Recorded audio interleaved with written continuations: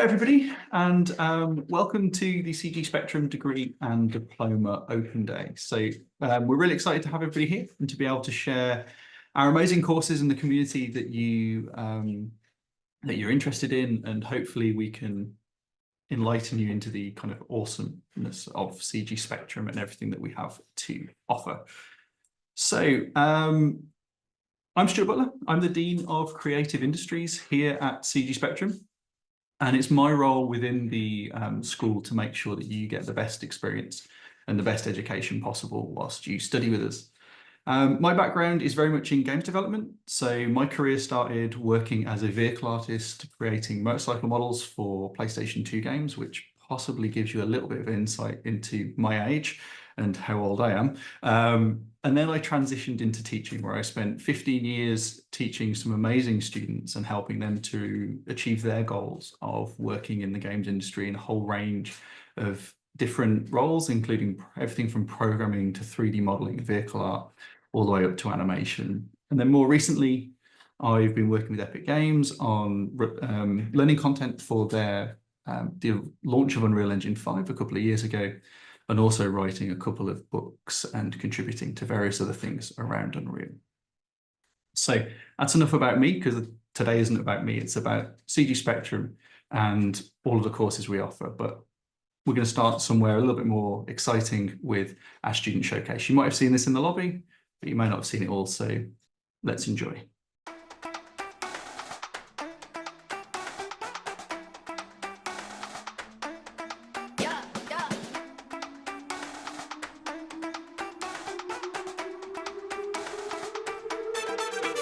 Run it up.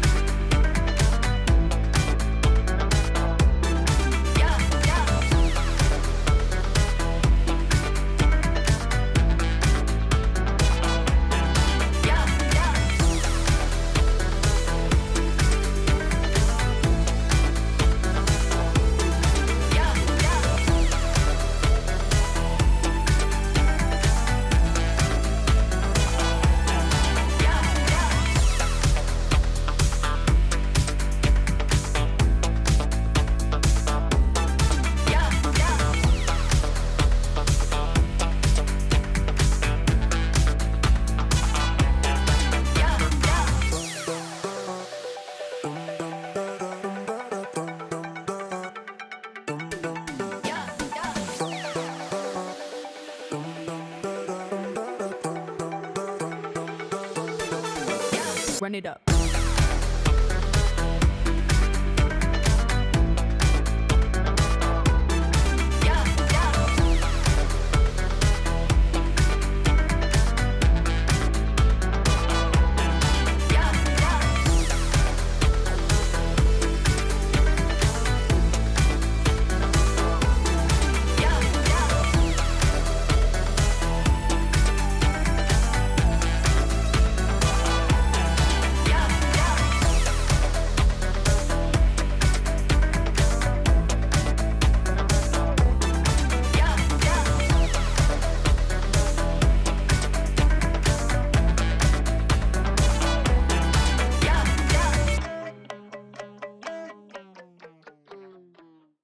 Wow, so I've probably seen that show reel about 20 times in the last couple of weeks, and I still find something every time that's new and different that I haven't spotted before and just captivated by. So that's our student work. I think that's a good place to start for the quality of work we're aiming for you to achieve if you come and study for us.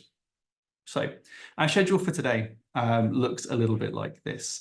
So we're going to start with some introductions to the school and who we are, what we do, as well as introducing the amazingly talented team that have joined me for this open day, who you should be able to see on cameras, I think, or they might just pop up when they speak.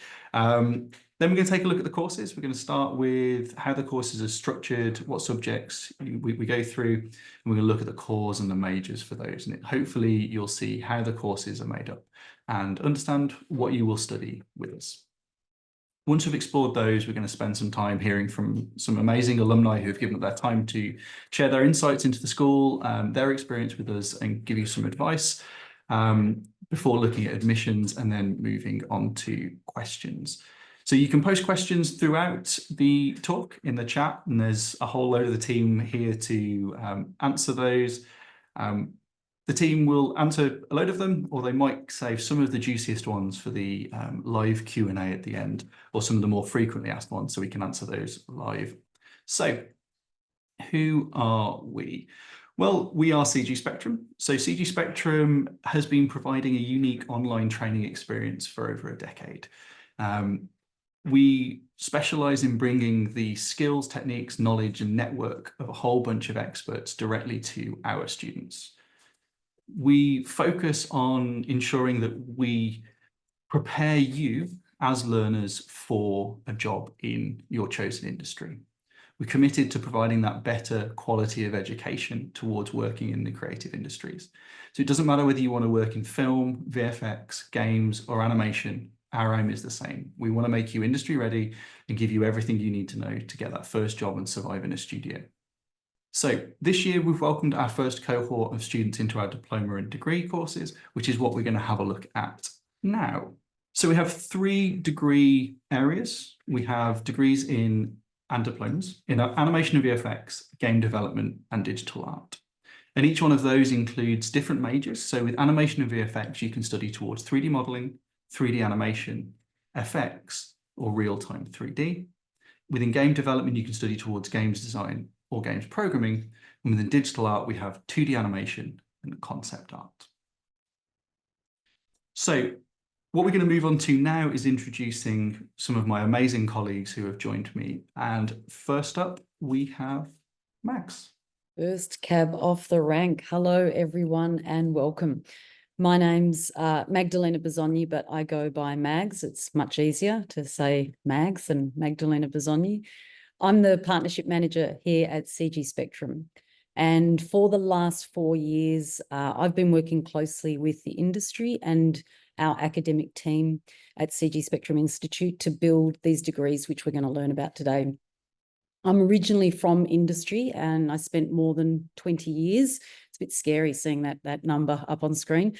20 years in visual effects. And it was really important to me to embed the wants and needs of industry along with the academic rigor into these degrees to ensure the best outcomes for our students.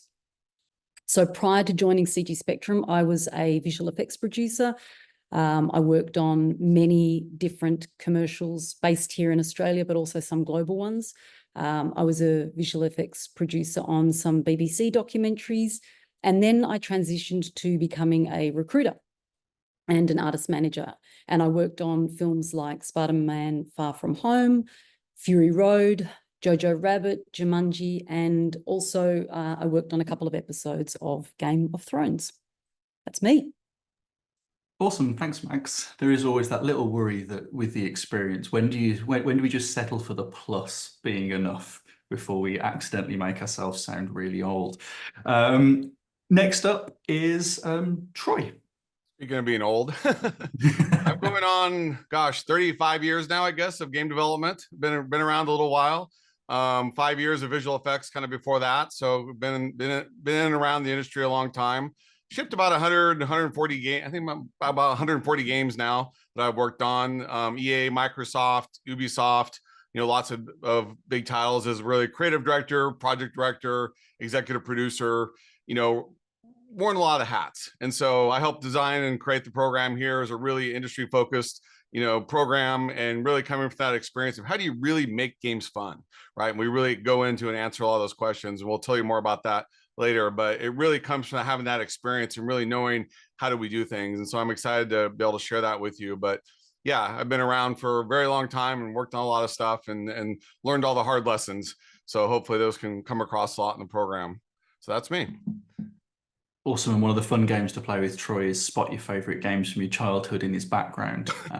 There's little many of blurry mine today, but in there as well. Cheers, Troy. So next up, continuing within game development is Philip. Hello, everyone. My name is Philip Kristevsky. I'm a game programming mentor here at CG. I've been here since around 2019 at CG. I specialize in C++ and Unreal Engine development.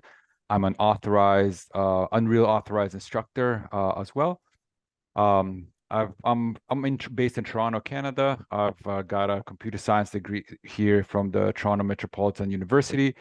I have been working in the industry since 2007. I've worked in both AAA and indie studios as well. I've done on-site and remote contract work as well. Some of the largest studios that I've worked for include Midway Games, Robomoto, and Phosphor Games as well.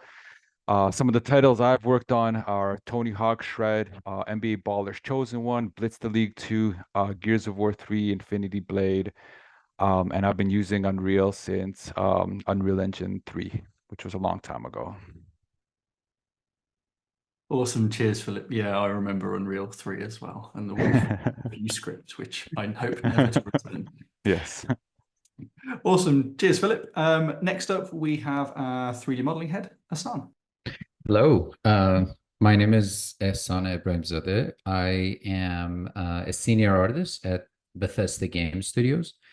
Currently, we are working on Indiana Jones game with Machine Game Studios at Sweden. Before that, I worked on Redfall with Arcane Studios. And going before that, I was mostly involved in indie games and smaller projects. I am a senior environment artist, and here at CG Spectrum, I am the head of department for modeling. And I have been active in the industry for 10 plus years, and all of that have been games. So while I love movies, I love games even more. Awesome. Cheers, Hassan. Next up, continuing with the game side a fair bit, we have Brandon. Hello, my name is Brandon Ramkin. I'm the head of concept art here at CG Spectrum. I've been at CG Spectrum for quite a while now, about beyond 9 years, I think. I can't remember quite when I started, but I've been teaching for quite a while, one of the more popular programs here. So I've seen a lot of students go through the doors and had a lot of experience teaching them from when our program was really, really tiny and small to what it is now. I started in games as well. I've touched a little bit of film and commercial stuff, but my love was for video games. So that's where I did most of my work. I've worked for studios, done work for studios like EA, Activision, Microsoft, Disney Interactive, Capcom, to name some of the bigger ones, some mobile companies as well. So I've seen a few different types of productions. And then I've moved to a freelancer when I started with CG Spectrum, because I'm full-time here, so I can't have a full-time job outside of it. But yeah, so I've kind of put effort into two different sort of tracks for being a staff artist and also being a freelance artist. So lots of insight there for students wanting to do a similar thing or one or the other. And we have plenty of mentors that have similar experience. So yeah, it's super fun to draw and paint. So that's why one of the reasons why we're so popular as a program. But yeah, hopefully we can imbue you with some of the knowledge that we've all learned over the many years, 20 plus years for me now. I'm getting old. You can see the gray hair. Yeah.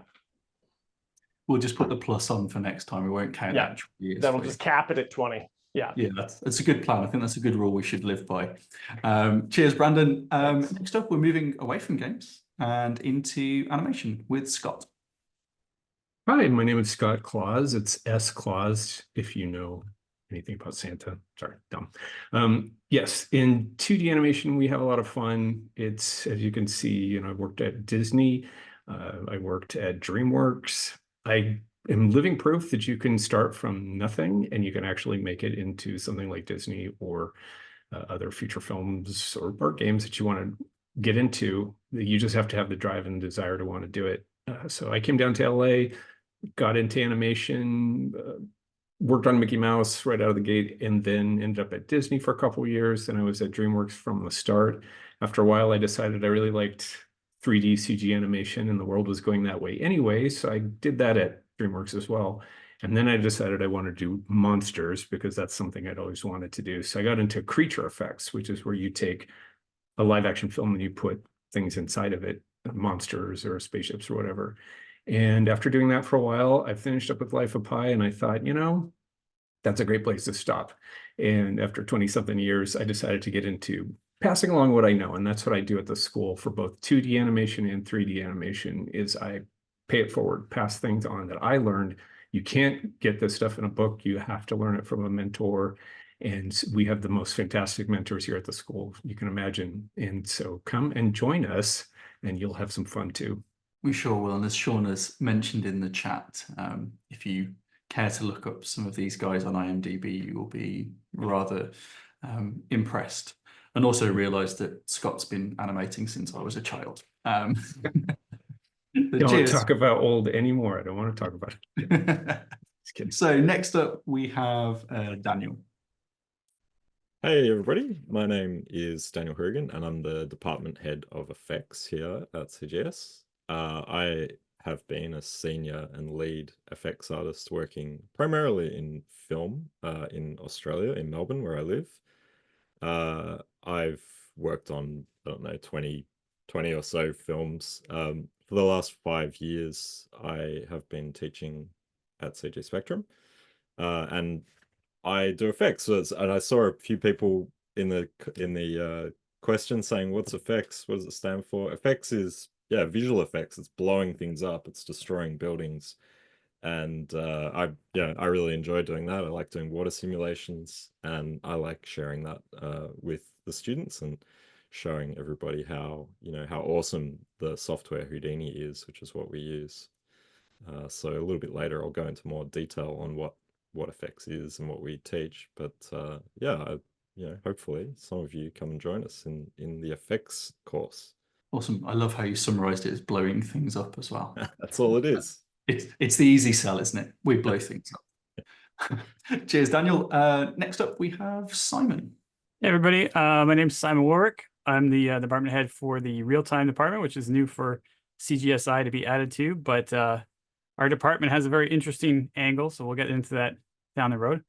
I live around near Toronto area in Canada, and I've been, I guess I started the industry in around 2004, 2005, and as a character animator. So my background's really been in character animation, and I've worked my way into more of a technical role, got into technical animation, got a job at Rocksteady after a few years of being in the industry for the Arkham City project, which was definitely a highlight of my career. And then I've been working at CG Spectrum as a full-time mentor, trying to help the school really build up a foundation of strong knowledge within, modeling, animation. And now it's really into Unreal and real time and talking about storytelling, cinematography, and really exploring that territory, which is nice and fresh and new at this stage of the industry. So that's about it. Awesome. Cheers, Simon. And last but certainly not least, Elena. Thanks, Stuart. Hi, yes, my name is Elena Zavitzanos, and I am the admissions manager here at CGS. I've had the privilege of working here for almost 9.5 years, from the very early beginnings, when it was just myself and the two co-founders. It's been an absolute joy of my career to watch the school grow into what it is now.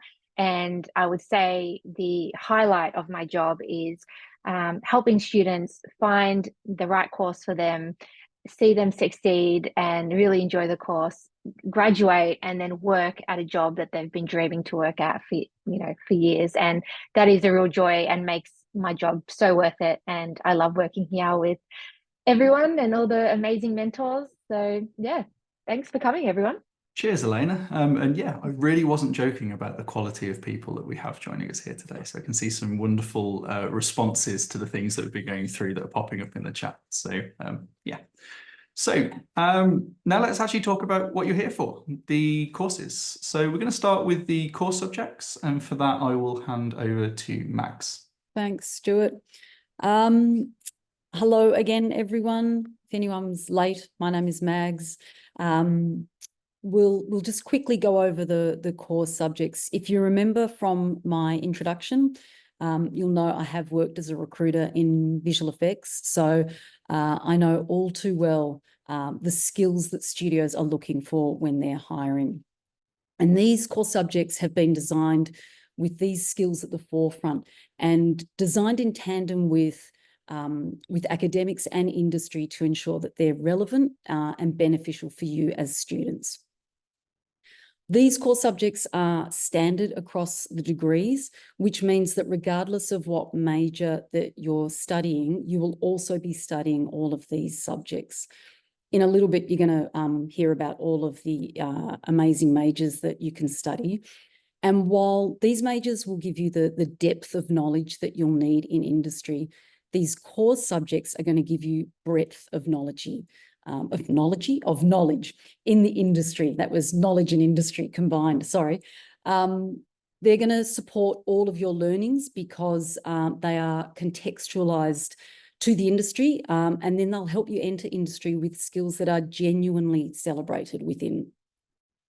And one of the other benefits of the core subjects is that you'll get to meet students outside of your major. So it's a great opportunity to embrace the diversity of your cohort and all the students at CG Spectrum Institute.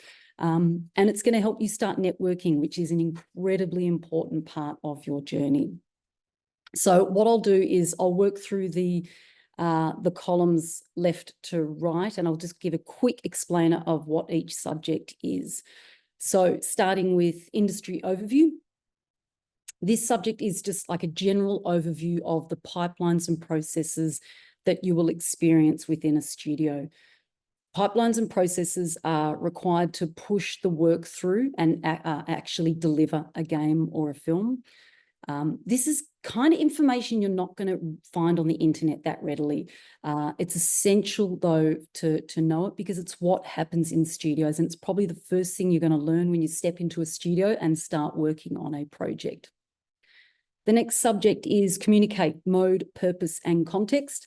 And this subject explores communication and how to become a great communicator. Outside of your major or the practical skills that you're going to learn, communication is almost always highlighted as a sought-after skill by employers in film and game studios. Now we'll move across to the right column where we've got film and games principles, concepts, and innovations. You can't know where the industry is going if you don't know where it's come from. So this subject specifically explores the technical innovations, the historical innovations that have led us to today, and explores how these two industries, film and games, have converged over time and how they continue to converge. And then art and design concepts and principles. So the theories and concepts of art and design, they have not changed over time. They remain the same. And this subject explores all of those concepts and theories with a specific view on how they inform and are used in the games that we play and the movies we watch. So at this point, if any student is undertaking the diploma, they'll exit with all of those core subjects under their belt. For students continuing on to the bachelor degree, they will go on to study identifying and solving problems, which is another skill set that any aspiring artist or technician needs to have. This subject will allow you to effectively troubleshoot projects individually and within a team. And critical thinking and being solution-focused is essential for creating games and films because, like any project, let alone projects that bring creativity and technology together, there can be a myriad of problems that need to be solved on a day-to-day level. Managing projects and creative assets. This subject is similar to the industry overview, the first one I mentioned, in that you won't find a lot of information on the internet about it unless you have kind of insider knowledge and know exactly what you are looking for, which is exactly what we're bringing to you, all of this insider knowledge. It also riffs really nicely off industry overview in the respect that it's all about organisation and the processes that allow the hundreds of artists and technicians who are iterating daily on elements to complete a project. It'll completely open your eyes to how projects are managed at an individual or a department level, but also from an interdisciplinary or interdepartment level. Establishing and sustaining your business. So this subject has been built to give you, the artist or technician, an understanding of how you fit into the legal and kind of financial framework that operates within a studio. That probably sounds a little boring, but it's actually really important to understand, are you going to enter the industry as a contractor? Are you going to enter the industry as an employee? Or perhaps you're going to enter the industry with a view to owning your own studio. And so all of the information in this subject is contextualized for the industry and will help you and support you with those fundamental skills for joining the workforce as a contractor, as an employee, or as an owner of a studio. Leading with integrity. So we know that not everyone is born a leader, but it is true that you can learn leadership skills. So this subject is designed to help you understand the intricacies of leadership, and particularly those qualities that are related to the film and games industries. Moving across to the right are concepts and principles of story and visual narrative. So film and games are all about storytelling, from really simple stories to far more complicated ones. Some of you in this webinar will be infinitely more interested and exposed to this subject in the execution of your work. And for those of you that are sitting here thinking, how is this going to help me? And I'm specifically looking at you, games programmers. Don't be fooled. Those storytelling might not be at the forefront of your day-to-day work. Understanding how storytelling and narrative impacts the design of a game or the design of a film, and also impacts the teams that are working on it, is going to make you a much better programmer all round. Concepts and principles of lighting and cinematography. This is another subject that's similar to story and visual narrative that lends itself to thinking about the bigger picture outside of your day-to-day skill set. This subject, again, undoubtedly is suited to the more artistic majors. But again, this subject aims to teach the why behind the techniques that allow a film or game to be created. How do lights and cameras tell the stories on screen, be it in the real world or digitally within a computer? How do artists work with this? How do they need to be mindful of it? And again, for programmers specifically, if you can understand what this means, that means you can program better with a greater sensibility of what the artist is going through. So at this point, any student who is in the bachelor degree is now moving on to their capstone subjects. I'm just going to switch here and go from right to left, because for my brain, it makes sense to explain these two subjects that way. So marketing yourself and your work. So you need to know yourself, you need to know your work, and you need to know how to sell it. At some point, you have to put yourself forward, and this subject is going to give you the skills to do it. And it works really well, this subject, in tandem with the one on the left, which is stepping into industry. So at this stage, you're fully preparing to take that step into industry. How do you research jobs? How do you write a CV? How do you interview? How do you network? And how do you make sure that your skills remain relevant in an industry that is changing so quickly? And this subject covers it all. And so once you've got to the end of all of these 12 subjects, you're going to have the well-rounded knowledge to fly into industry with your major and just excel at anything you do. That's my wrap on the core subjects. Cheers, Max. It's really insightful, and yeah, you nailed it. So thank you very much for taking us through that in such detail and clarity. So cheers. You even got an applause from multiple people. So yeah, I think we'll call that a rousing success. So now we've had a look at the course and you've seen that side of your degree or your diploma. We're now going to have a look at the different majors. So we're going to go through these one at a time. And I'm going to invite the panelists back to kind of talk you through their areas and give you the insights into what you'll learn on each of our majors. So first up, Troy for games development. Hey, everybody. So game development is tricky in that it kind of encompasses almost every kind of skill set you can possibly imagine. Here is a list of a few things that we cover, but there's so many things you can do, in games and game development in general. And we cover a lot of those in CG Spectrum, whether it's from the design, game design side of, how is it fun? What makes it fun? How do you make, these systems and build them? The programming side, the technical side, and working in the Unreal Engine and how to build the games from more of a technical side, how to do the art, from the concept art to the animation, 3D modeling, all the way through. We're covering all of these different aspects, here at CG Spectrum.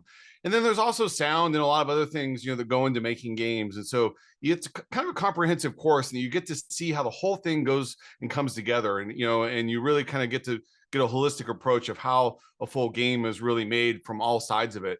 We even try to cover production sides. So you understand how do schedules and budgets and things affect game design, and how do you make decisions based on that? We really want you to see, how do you think about this as an industry professional, and not just get into a niche of just learning this one little thing. And so it's very exciting that we can kind of cover a lot of it. And the great thing is, even if you're in one course, you're going to have access to all the students from all the other courses. And you're going to get to work with them and build projects together with them, and get to learn what their job is and how to work, with them, in a lot of different ways. And so the game development course really shines because we have so many students in there that all can work together and learn from each other, across all the different, industry areas. So it's pretty exciting.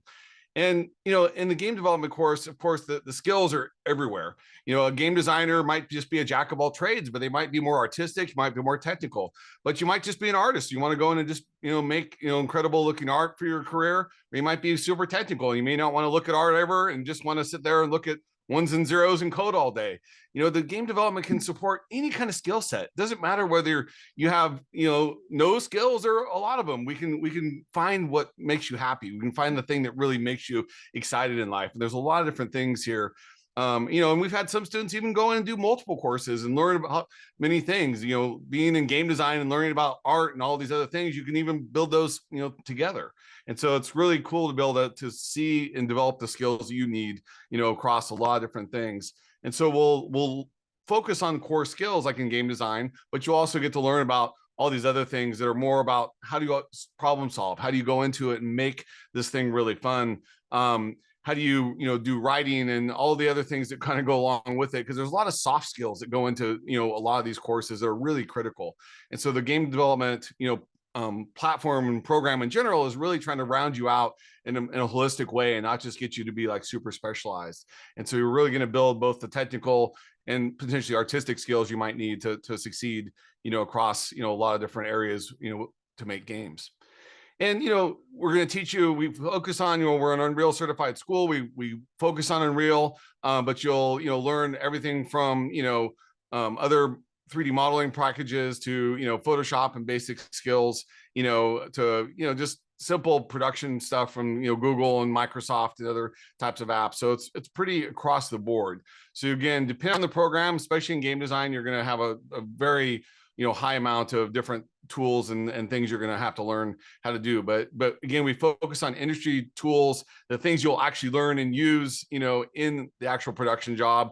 We don't get into using, there's a million other third-party programs that we never use in a real production environment. So I'm very excited that we can teach you the stuff that I use day to day and not the stuff that, might be out there. And, it doesn't mean it's a bad tool, but we want to get you production ready, not just, working in the, making indie game kind of stuff. So, our students have created lots of different things. These are just some samples of some of the stuff that show off some of the visuals.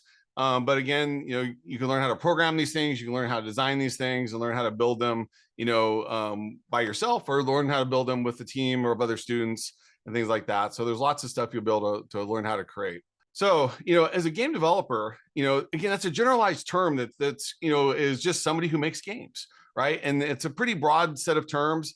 Here in game design and game programming, there's literally dozens and dozens of different jobs that you can go get. There's lots of different specialties, subspecialties. You can be more of a generalist or more of a specialist.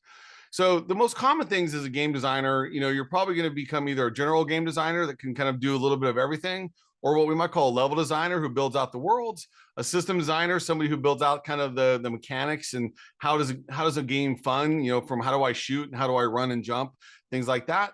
You might also become like a narrative designer, somebody who builds quests and builds things like that, into a game. So that might necessarily be a writer. It could be somebody who's a writer who also knows how to make levels and knows how to make quests and make things fun. There's lots of different variations, but there's literally dozens of other jobs you can do as a game designer. So it doesn't have to even be focused just on games. You can go into any kind of interactive 3D stuff, virtual reality. There's lots of areas that the skills of a game designer can be applied to, even beyond just the pure making games themselves. And that's what's really great about it. There's a lot you can do with it. It's really about how do you make fun interactive entertainment, right? Now, as a programmer, same thing. We're going to focus you on how to build games, how to program them, C, C++, and Unreal, and then the blueprints, as they call them, which is a visual scripting language, and all the technical skills you're going to need to know how to do. But you'll be able to become, a generalized gameplay programmer, which is really like partial game designer and engineer put together. Somebody that knows how to program things, but also make them fun, right? Or you might get into something like AI and just do very specialized. Now we're talking game AI now, not generative AI, and that's a confusion sometimes. But game AI is how do I make a character in a game, that's fun and exciting and fun to play against and things like that. Uses some ideas around the generative AI. That's the hot topic today. But it's a really amazing and fun part of game programming to learn how to build fun characters that are fun to interact with. You might also just be a technical artist. You might be somebody who sits between the art team and the engineering team and helps, get the art into the game and make it very technical. How does it function? How do I import stuff and build tools and things like that? So there's lots of these jobs that cross between, say, game design and engineering, art and engineering, animation engineering, all these things. And we can cover all that for you and learn, teach you how to either be something very specialized or something, more general. And so there's lots and lots of stuff as a game developer that you can do. All right, so let's talk about the game design career, game design major. So this major is been expanded recently, and it's gone through a lot of changes, but we've tried to keep it up to date.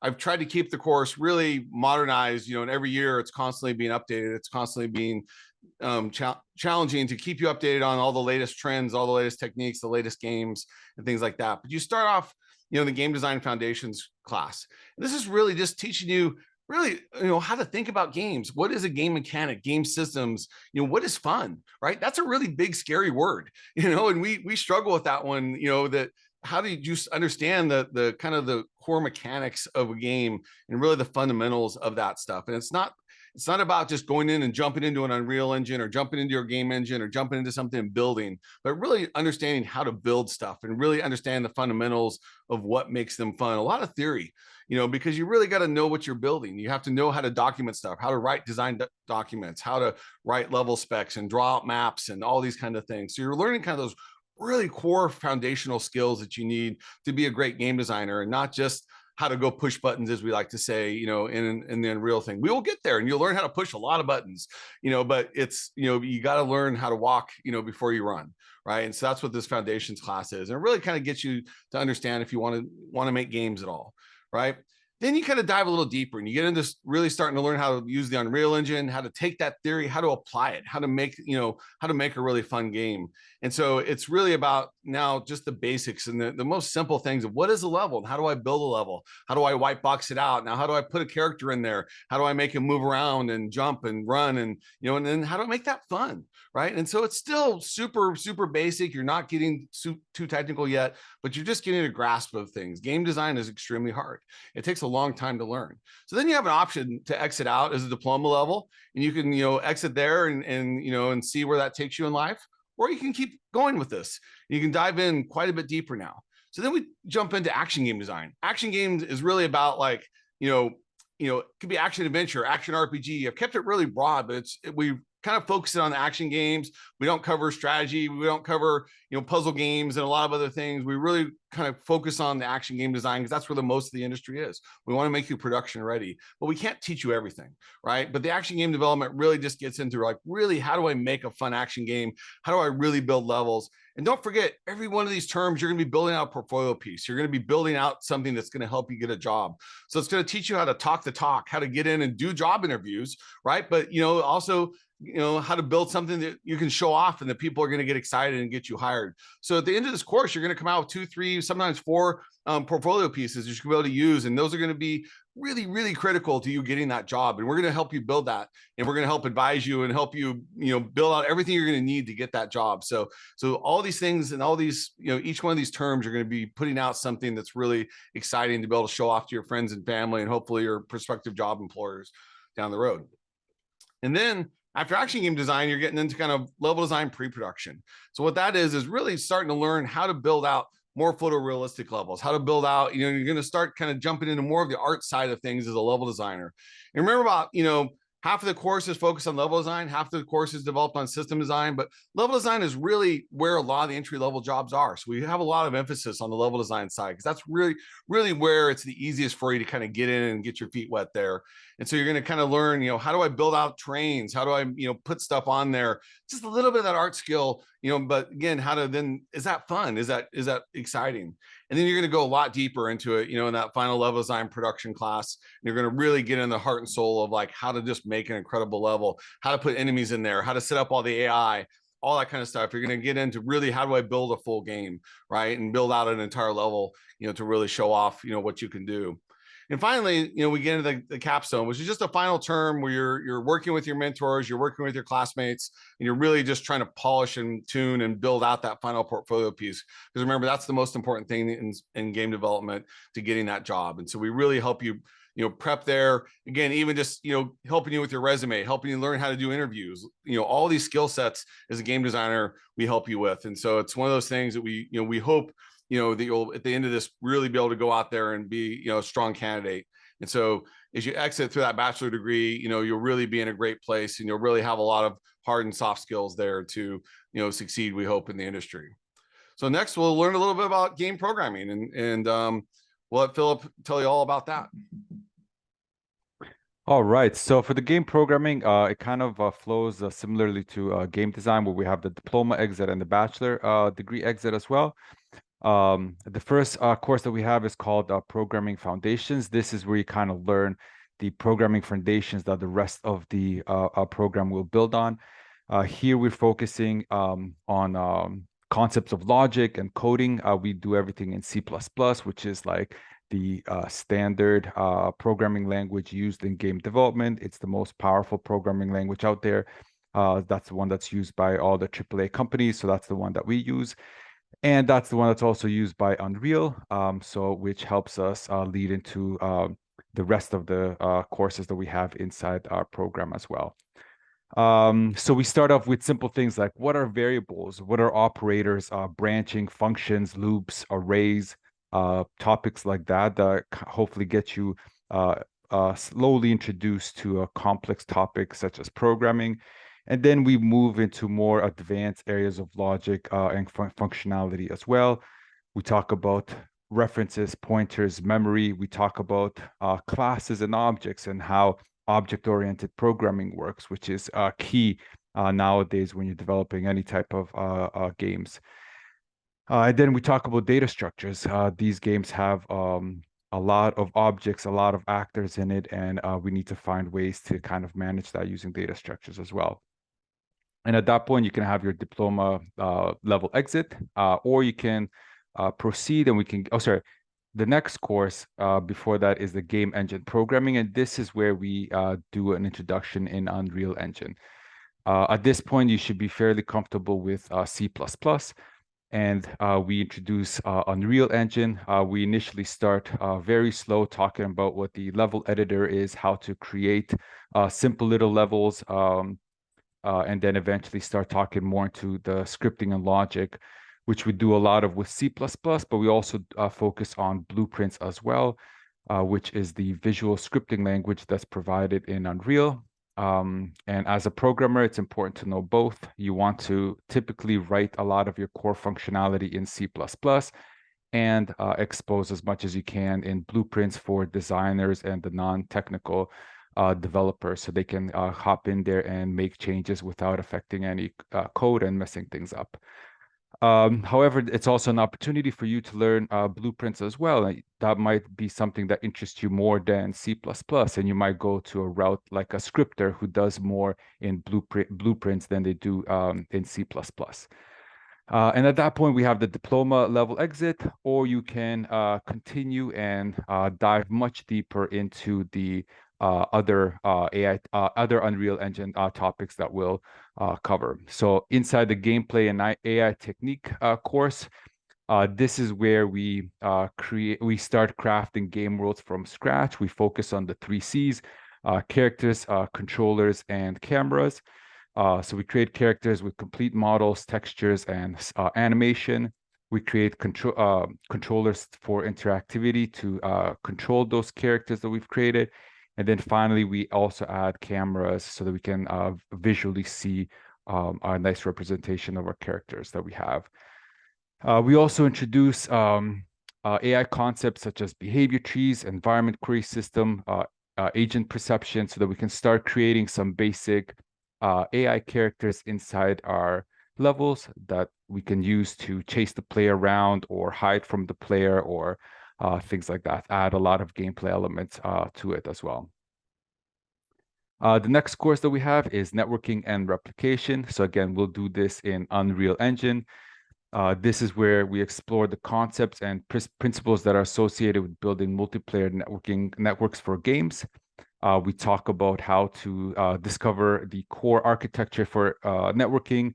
We dig into the replication and prediction concepts that are available to us in Unreal, and Unreal has a very great foundation for creating networked games. They've done a lot of network games, like Fortnite, for example, is done in Unreal. So the foundation that they have is really exceptional, and we get to teach that as well. The next course that we do is Advanced AI Animation and Game Mechanics. So this is where we go into much deeper into AI and animations, whether it be for character animations or AI animations as well.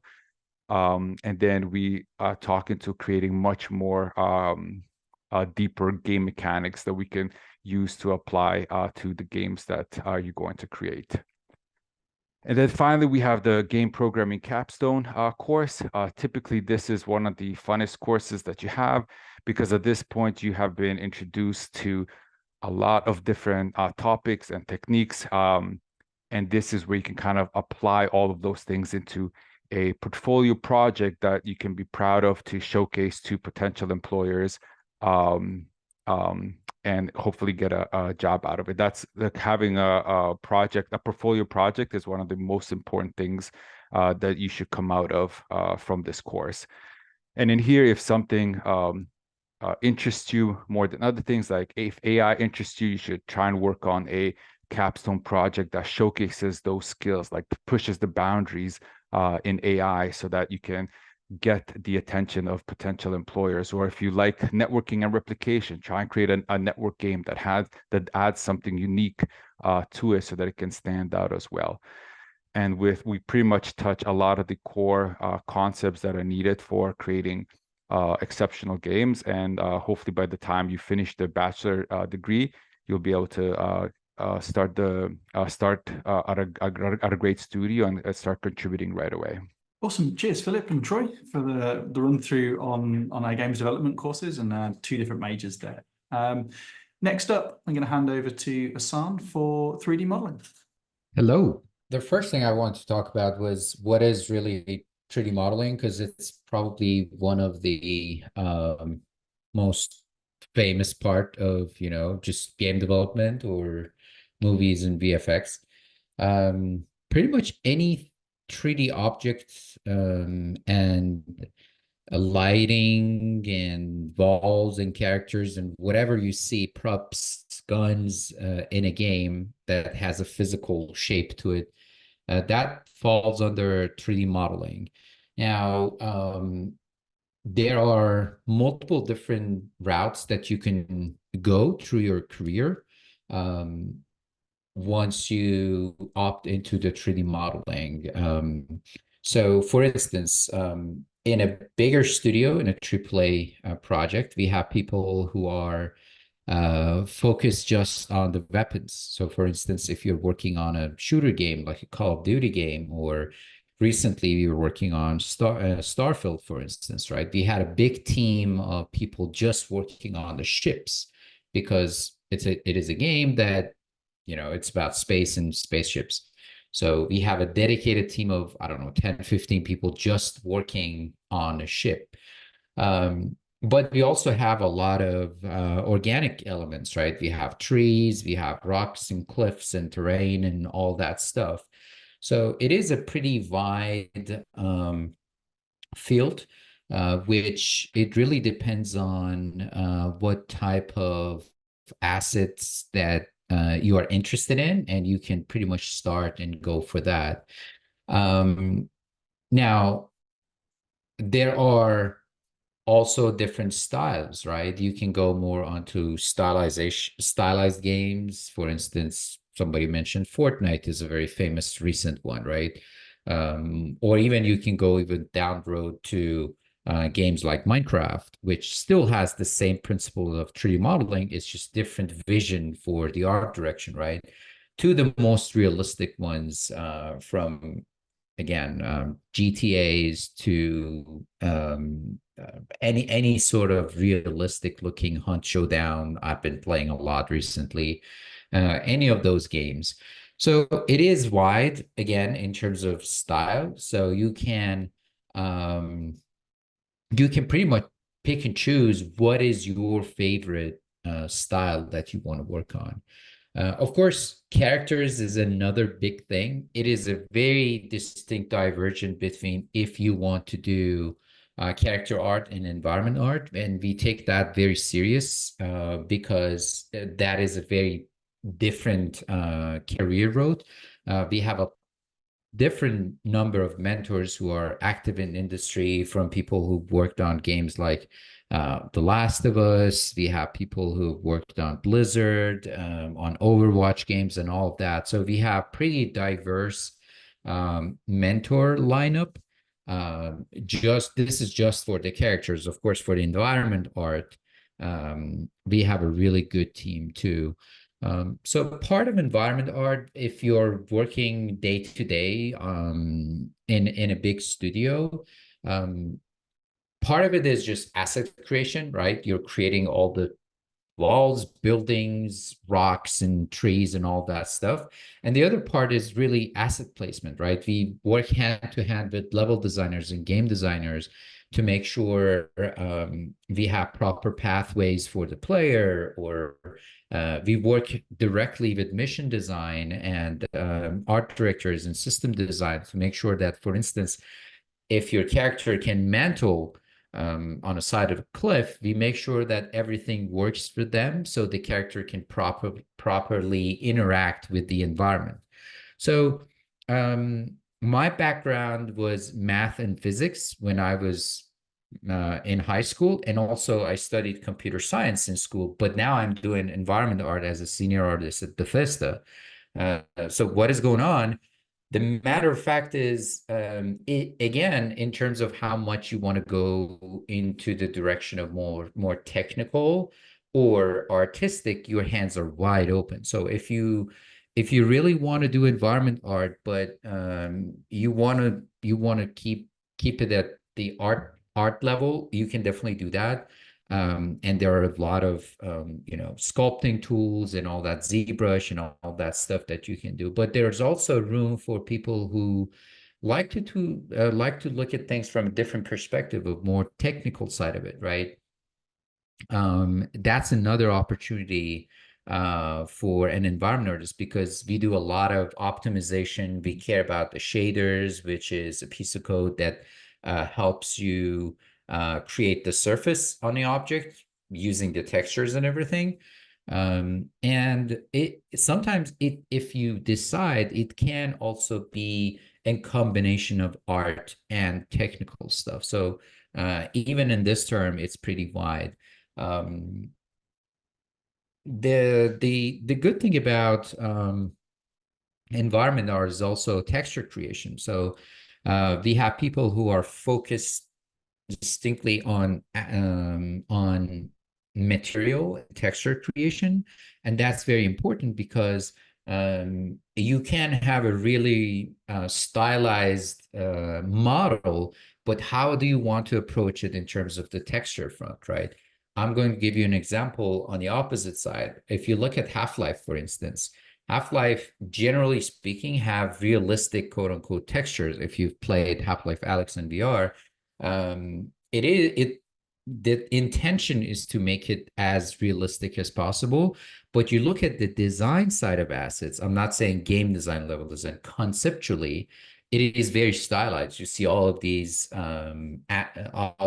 creatures and enemies and environments and assets that are pretty stylized. Actually, it is designed based on an ideology coming from the narrative, right? So we talk about designing assets a lot in our course. That what makes an object beautiful. Troy talked about what makes things fun. We look at from this other angle that what makes an image beautiful, right? And that image, that beauty can come from the composition, lighting, and of course, execution side from the modeling and texturing side of things. Going deeper into what we actually teach in terms of modeling, let's say, we are using Maya, and Maya is pretty standard in the industry, but I saw a question about how do you keep up with the speed of the industry, because that is a very, very good question I wanted to answer. When I started 2009. I started with 3D Studio Max and Photoshop, and Unreal Engine was not available for free, just like how it is right now for people that you can download and play around with it.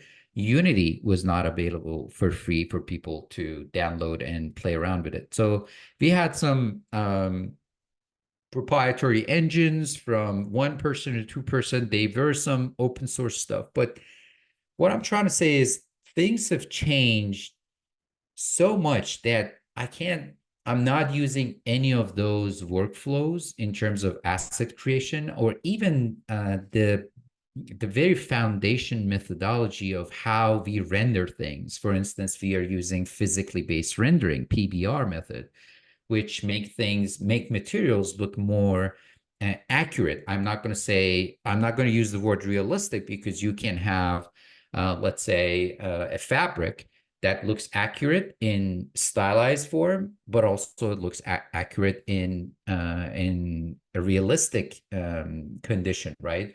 But the key is, does it react to the light accurately, or things fall super dark, even though we have a very strong light coming in? And everything have changed since 2009, but the core idea is still the same. What makes an image beautiful? The answer to that question is still the same. We are using different methods to execute our ideas, but the core foundation of what makes an image beautiful is still the same. I give you an example. We are using tablets to paint, sculpt and do all these things. I'm sure our concept team has been using tablets for painting all their concepts, right? But if you go back 4,000 years ago, people didn't have computers, but we still have paintings in caves and everything, right? They were just using simpler tools to create those paintings on the walls, and they were using chisels and everything to carve in. So the desire to make art was there, the intention was there, and humans were trying to improve themselves into how to create things. So when we talk about, let's say, Maya, Blender, or any other tool, we should keep in mind that these are just tools, and even if you learn Blender for now, or Maya, or Unreal Engine 5, in 3 years, there will be Unreal Engine 6 and another software that is not called Blender, but that doesn't really matter because the core idea is still the same. Um, so that is a key thing. So here's a good example of a character, an environment, and we prominently use Unreal Engine 5 because that's a very standard software that we are using in the industry right now. And it doesn't matter if some studios are not using Unreal Engine 5, once you learn that, it opens the door for you to get it going, apply to studios and everything. But what we're trying to teach, and the way we teach, is that I like to put it this way, that we like to teach you how to fish instead of giving you a fish, right? We're trying to teach you how to make 3D assets and how to make textures and how to make beautiful things. And then once you start rolling things, we're not teaching you how to make this specific asset, but if you want to do another thing, you're going step by step by step in a way that it's really hard for you to translate all those ideas into the next one. We're teaching you how to model. We're teaching you how to texture, right? So it's never going to get old, or it's never going to get outdated, because that's a foundation of how to create art. And I've been in hundreds of interviews probably, and that is what we are looking for in every artist, because no matter how much each studio have their own pipelines and workflows, right? So you will have to learn their tools and their techniques and their workflows anyway. And sometimes studios let things go for, I don't know, just the learning process for 6 months or a year for you to just roll with the idea of the studio, and that is fine. But what we are looking for is, do we have a nice seat? Do we have a nice starting point for whatever artist that we're trying to hire? This is a good example of what you can be once you graduate. You can be an environment artist. I am an environment artist focused on lighting, environment modeling, buildings, assets, guns, and all cars and all that stuff. You can be a character artist. Of course, that's pretty simple, from creatures to characters to zombies, whatever. Groom artists are a rare breed because they focus on facial features and, the hair and all of that stuff. Of course, you can be a texture artist. And a lot of studios, environment artists don't do the texture art. In some studios, we make both the textures and the models, which is pretty much the 3D model and whatever material that is slapped on top of it. A vehicle artist, or sometimes they're part of hard surface artists and prop artists. Sometimes there are games that needs dedicated people to create vehicles, right? And for instance, again, if you're working at Rockstar, they have a full team of people focusing just on vehicles. We have a huge team of 15 people working on ships for Starfield, right? So, and even you can go in details again based on the studios, but we're focusing on what you will learn and what is the outcome once you come out of the school. Can you apply for a real position? So we have, of course, accredited and accredited, non-accredited degree. We have we focus on it in terms of the modeling. We focus on fundamentals, right? We start from what is modeling. We teach the software, of course. I don't really want to focus on softwares, even though those are important. But again, whatever we teach in Maya or Blender, you can use it in using different software. And there are still studios are using Modo, which I'm pretty sure not a lot of people have heard about it, but there are still studios using very, very old modeling software. A good point about about asset creation, we also talk a little bit about using photogrammetry assets. So we have studios that use photos to put together a 3D asset, right? It's called photogrammetry. And there's a huge library coming from Unreal Engine, which is Megascans. But we also have ideas about how you can use your mobile phone to really capture assets as a 3D model. So whatever you have in front of you, you can just take pictures of them and turn them into a 3D model and immediately see them in Unreal Engine. So that's another part. Of course, the character modeling, we talk about humanoid characters, which digs deep into anatomy. And I will not be teaching that because we really want specialized mentors to talk about those. So we have people that teach our character models, but we have things from stylized assets to really, really realistic anatomy. We use ZBrush, of course, a very prominent and famous and very common software that we use in our industry for sculpting those. We also use ZBrush to sculpt assets in for environment. So then we have the advanced parts, right? We talk about modular modeling, right? How do we put together a full game without having to model everything? We talk about how do we work with the level designers and game designers to make sure we have a coherent environment when the player wants to move around and play around, right? We talk about optimization. What is the difference between a movie and a game environment? Why do we care about optimization? We hear a lot on Twitter. We read about Twitter in a lot of YouTube videos that this game is not optimized, or why is it running in 30 frames and not 60 frames? Or we talked about all of that. How do we control VRAM? How do we control the CPU usage when we are, say, running a ton of different dynamic objects in our scene and everything? We also talk about real-time lighting and how do we control and optimize our lighting scenarios. So these are the major topics that we go through. So part of it, as you can see, is about the artistic side of it, but it is game and it is technology through and through. So we talk a lot about the technology of whys and besides hows, right? And that is a really important part for us to talk about. Why do we do these? Why do we make these decisions?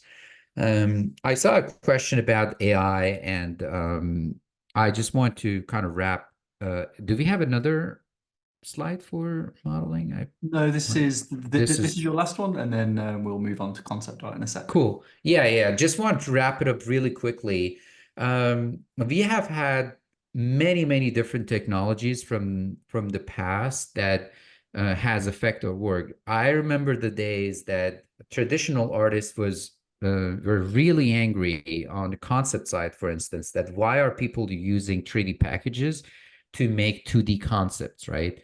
AI, in my opinion, is going to be another tool. It is not nearly ready. I don't know when it's going to be ready. I can't predict the future. But what I know is, I think, in my opinion, and this is, I think it's a major opinion in our industry, that it is going to be a tool, not a replacement. We are wasting a lot of time doing boring things like UV unwrapping and doing things that a machine can do, right? If you look at car industry, for instance, nobody likes to screw bolts and everything.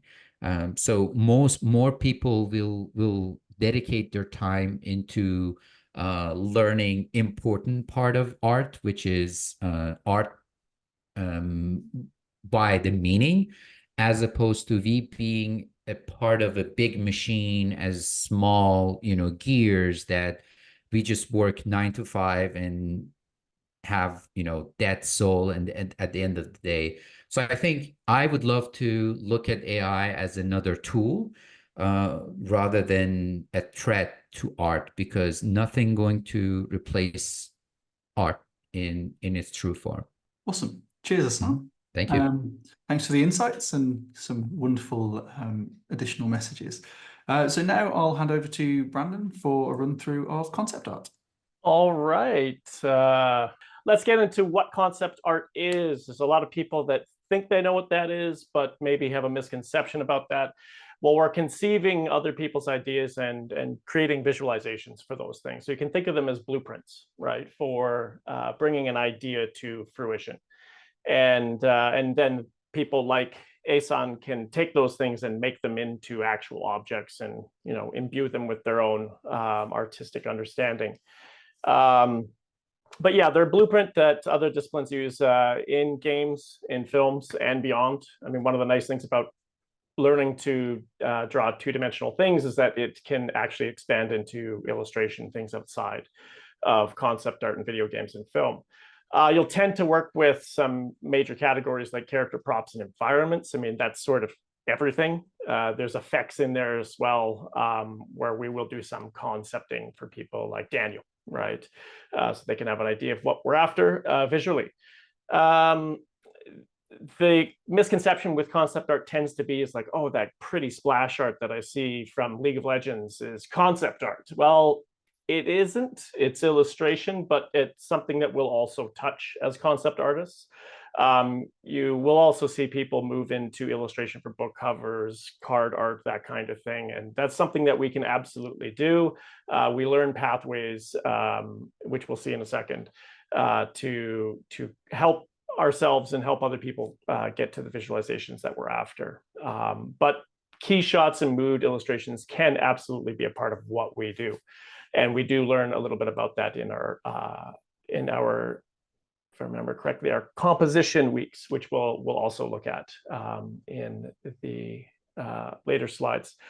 So the skills and knowledge required requires a firm grasp on drawing fundamentals, including mark making, perspective, and human and animal anatomy. It would be like making sure that you know how to use a computer before you get into 3D animation, right? You have to have some basis in it. If you've never drawn in your life, and then you want to learn the sort of advanced concepts of concept art development, that might be more difficult for you. So we do look for people that have at least a basic level grasp on that stuff. Knowledge of light, color, and composition is also important, but we do absolutely teach that stuff as well.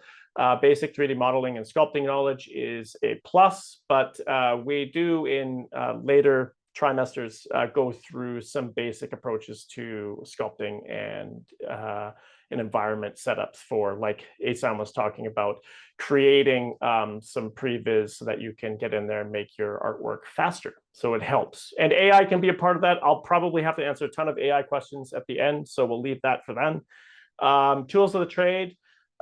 Typically Adobe Photoshop, a lot of people have misgivings about it because of Adobe's recent terms of service shenanigans. We won't get into that. We can also answer questions about that later. But Adobe Photoshop isn't just used by us most of the time. It's used by other disciplines. And so that's why we do teach it. Can you use Clip Studio and Procreate? Yes, they have very, very specific limitations, though. I use both of them myself, and I end up having to go to Photoshop for the more advanced image manipulation.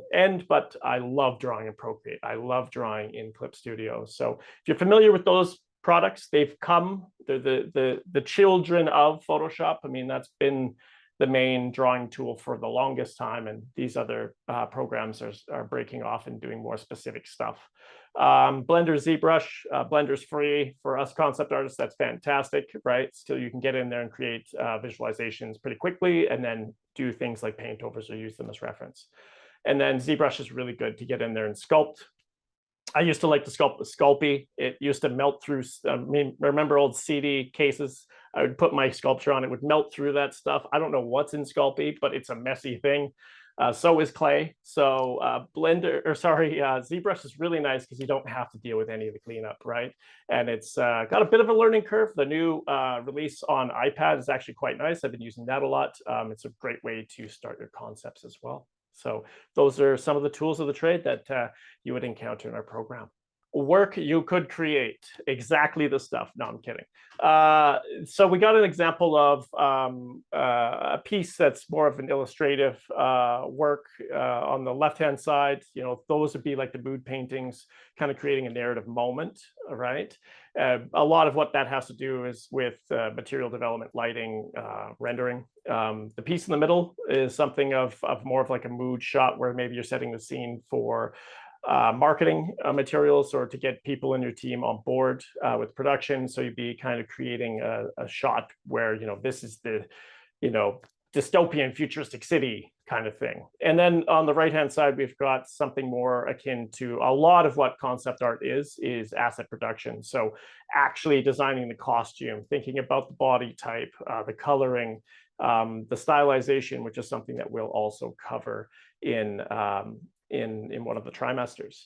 So just examples of kind of a cross section of what we might be doing. Careers. So it just looks like I copy pasted things here, but it really is an example. I think it's been brought up to before now that there is specialist and there's generalist, right? And you can find that in film and games for just general concept art, characters, environments, look dev, illustration for publishing. Splash artist is sort of what I was talking about before. You can probably be a concept artist that does a lot of splash art, but maybe you also do asset work. Where you're going to find specialists is usually in companies that have larger budgets to be able to pay specialists, right? Where you're going to find generalists is generally the companies that don't have a bigger budget, so indie studios where you have to do everything and you can't afford a specialist, right? So you need to get a concept artist in there that can touch all things relatively well, hopefully really well, right? So that's just an example sort of what is on offer for careers there. But as I said before, if you get really good at drawing and painting, you can do logos for people, you can do custom illustrations for people outside of these industries as well. So it can lead to a lot of other things. So our concept art major, we start off with some basic prop development to get you warmed up. We look at line work, value, lighting, and color. Then we get into some design fundamentals where we work with props, characters, and then an illustration. And then we get into a full asset pipeline for a character design. And that gives you a really kind of good entry point into what we'll be targeting in the rest of the trimesters. Rendering techniques and character drawing, we get into working with lighting and with a prop and things like reflection, refraction, ambient occlusion. So learning how to do that stuff. We then get into basically, we take a whole project where we build a character and we work with folds, we work with anatomy, we work with rendering materials and posing. And so you'll kind of work through a whole project with that. And then we end off with some stylization, learning the components of style, understanding from realism all the way to abstraction, how to achieve stylization through there. That's the diploma level exit. You would then come back to learn about level, basically environment concept art and composition. So working with how to consider the needs of your team members that you're building this artwork for, from camera to performance to layout, making sure that you're not just making pretty pictures, that you're making functional artwork. And then we go through from the more basic elements of composition all the way into armatures and advanced detail consideration with how a composition will flow. And then a little bit of filmic stuff in there where we talk about shot types and staging your information so the narrative can actually be really efficient and communicate what you want to communicate.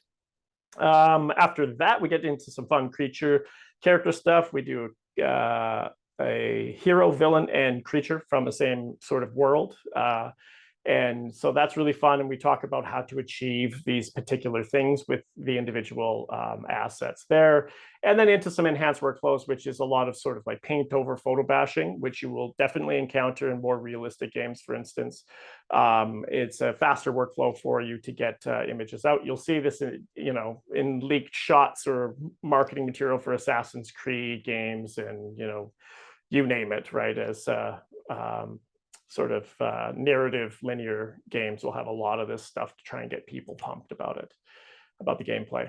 After that, that's when we get into the 3D stuff. So we've got half of that trimester is zebra sculpting, learning how some basic approaches to getting a basic sculpt out. The whole focus is just to be able to use that to paint over, and as a visual aid, like a really complex ruler in a way. And the same thing for the latter half of that trimester, where we do that with some environment work, how you can import some models, build a basic frame or scene and light it, and then you can use that as your ground to paint upon.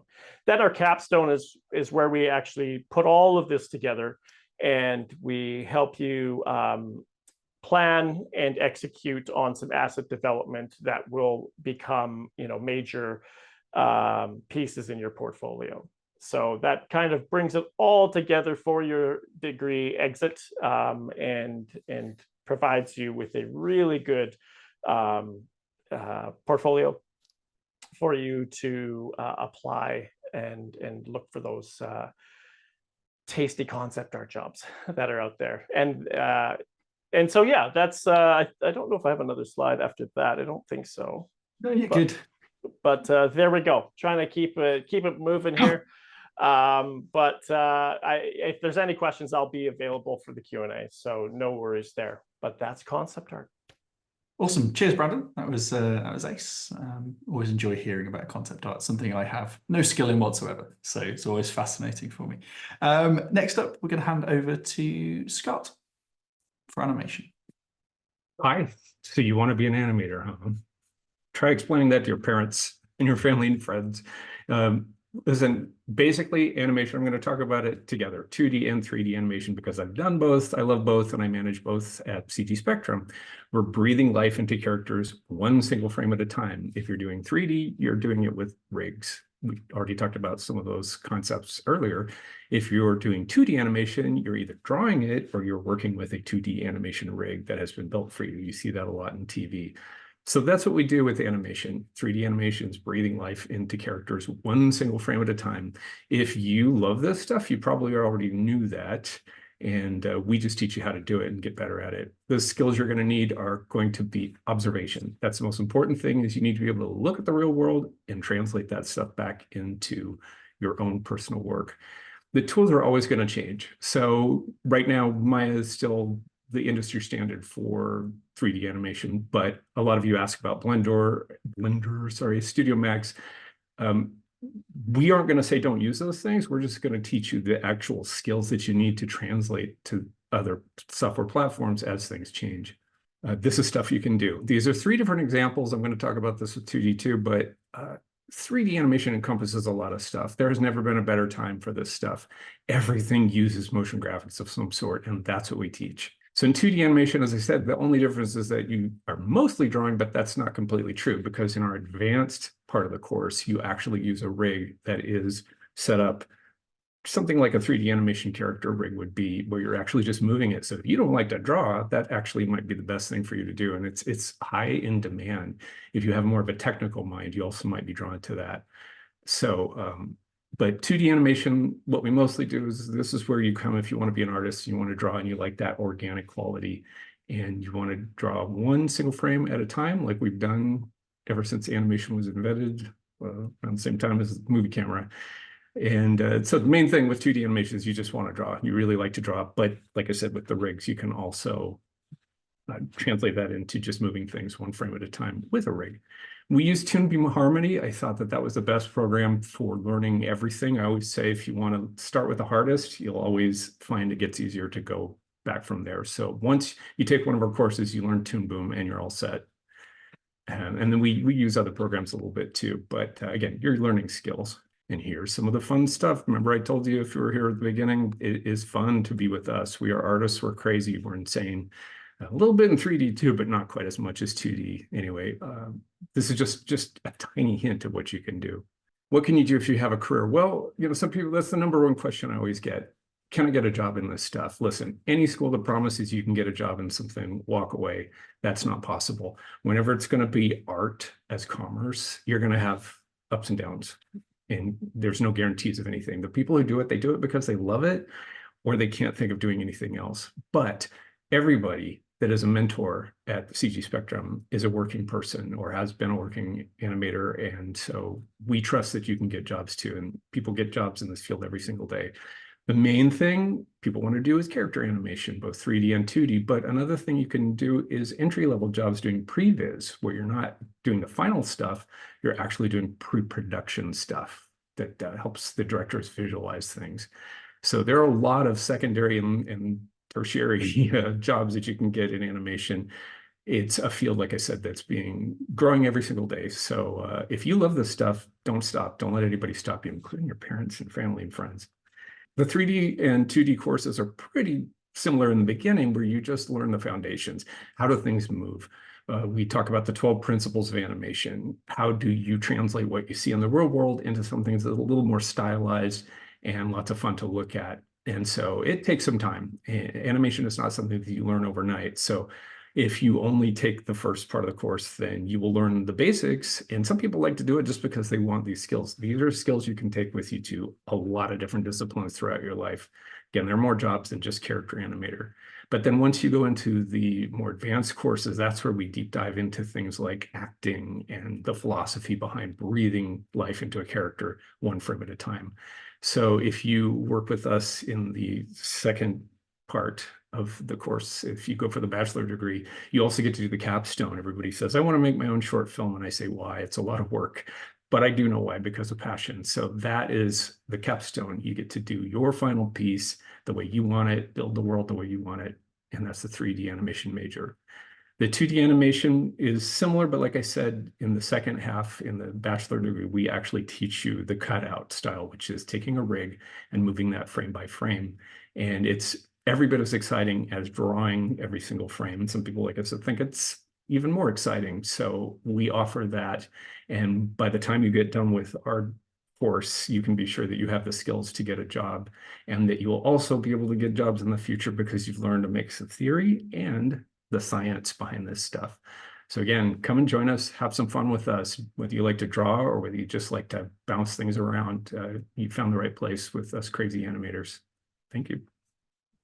Cheers, Scott. That was awesome. And if you want to hear some fantastic stories of the industries of old, Scott's definitely got plenty.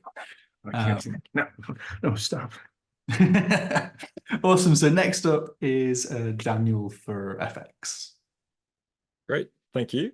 Okay, so FX, we sort of talked about a little bit before. It basically stands for visual effects.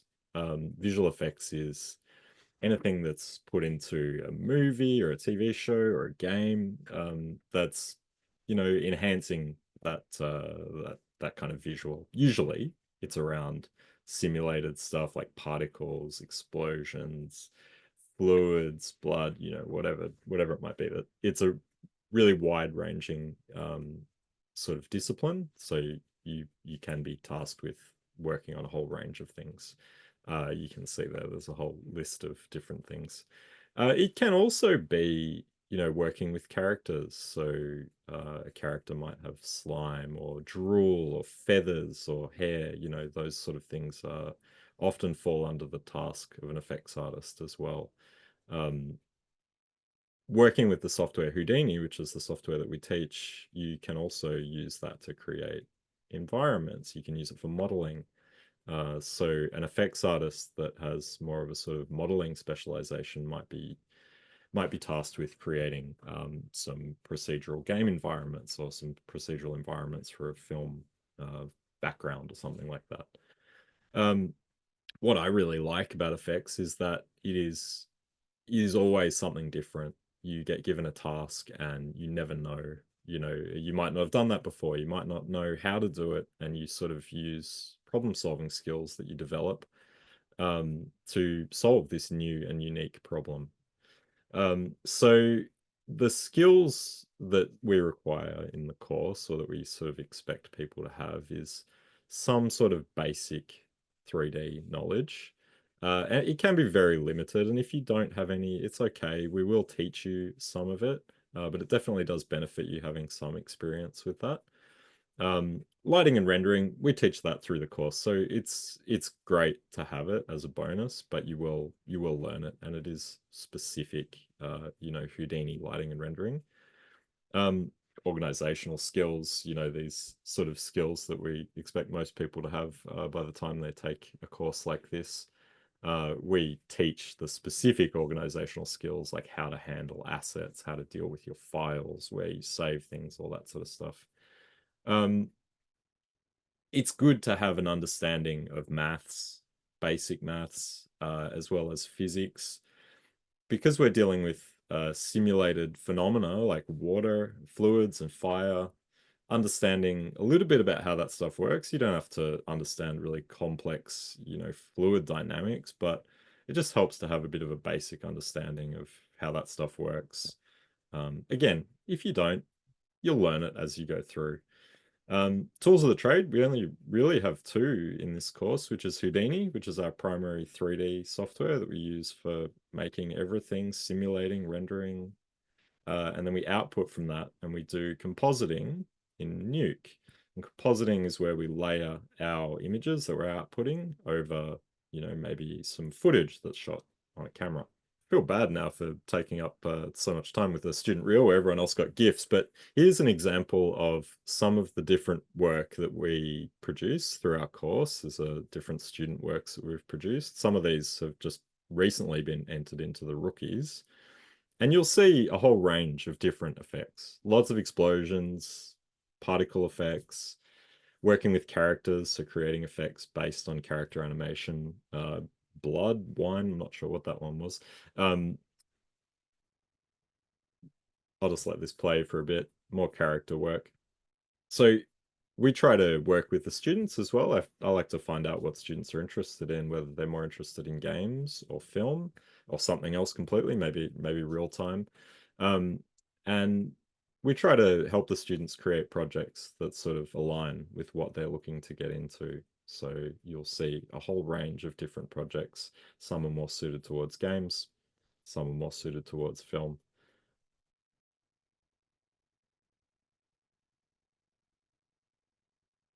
All right, we can move forward. Hopefully get a bit of an idea of, you know, different sorts of projects that come under the effects banner. So what can you hope for as a career as an effects artist? There aren't quite as many as some of the other disciplines, but you know, learning effects really can take you into lots of different areas. In film and games, we're sort of looking at, you know, your basic sort of entry level role is what's called an effects artist. Sometimes you will see this written in job recruitment ads as a technical director, which is sort of incorrect, but it's somehow permeated, and you will see that sometimes when they're asking for effects artists.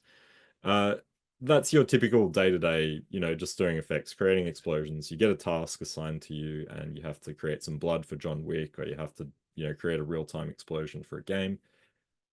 You're just working at a studio. You might be working remotely for a studio and doing this kind of work. Character effects artists tend to specialize in everything related to a character. So they're not going to be doing explosions and water simulations usually. They're going to be doing things like hair, fur, cloth simulations, muscle and skin simulations, and sometimes, you know, blood pouring from a character or drool or things like that, you know, are all things related to the character. Then there's also a more technical role, which is an effects technical artist, which isn't so focused on the artistic side. They will still have skills of that side, but they'll be working more on tool building and working with the pipeline team in a studio to make sure that the effects department fits in with everything else that's going on in the world of the studio, working with the other departments. these are things that you'll learn in the course as well in our core subjects, is how all that stuff works within a studio. So that's another specialization that you can go in with effects, more technical side. And then it's really about sort of, you know, as you progress through your career, you start becoming, you know, you go from what's called a junior, which is, you know, when you're fresh in the industry, to maybe a mid-level and then a senior artist. And then you might look at more sort of supervisory roles where you would first go to become an effects lead when you're responsible for a team. You might be responsible for some tool building or setting the look of an effect that then gets populated out to other artists to replicate on other shots or other, you know, projects.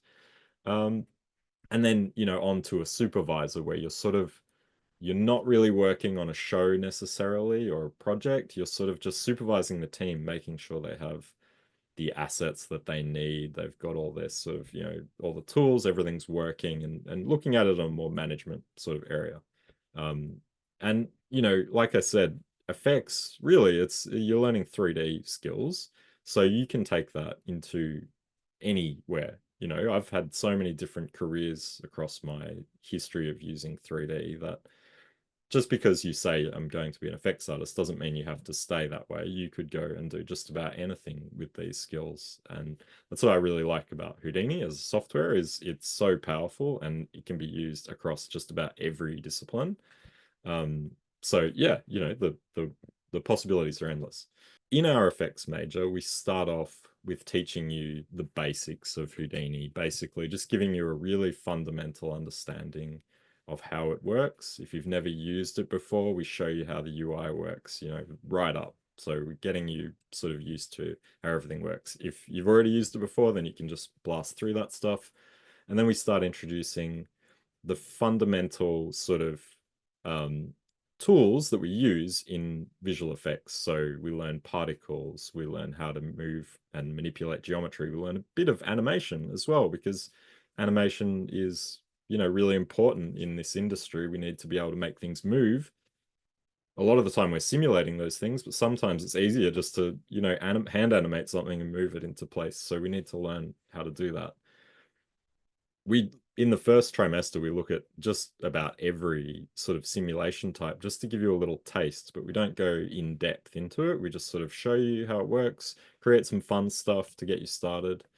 And then in the subsequent trimesters, then we start building on that stuff. So in trimester 2, rigid body and dynamics and pyro, we don't just learn those things, but that's primarily the focus. So we look at more character animation there, and then we go into destruction. So we learn how to fracture an object, break it up into parts, and then simulate it. So, you know, we have like this ball crashing through a temple and destroying it.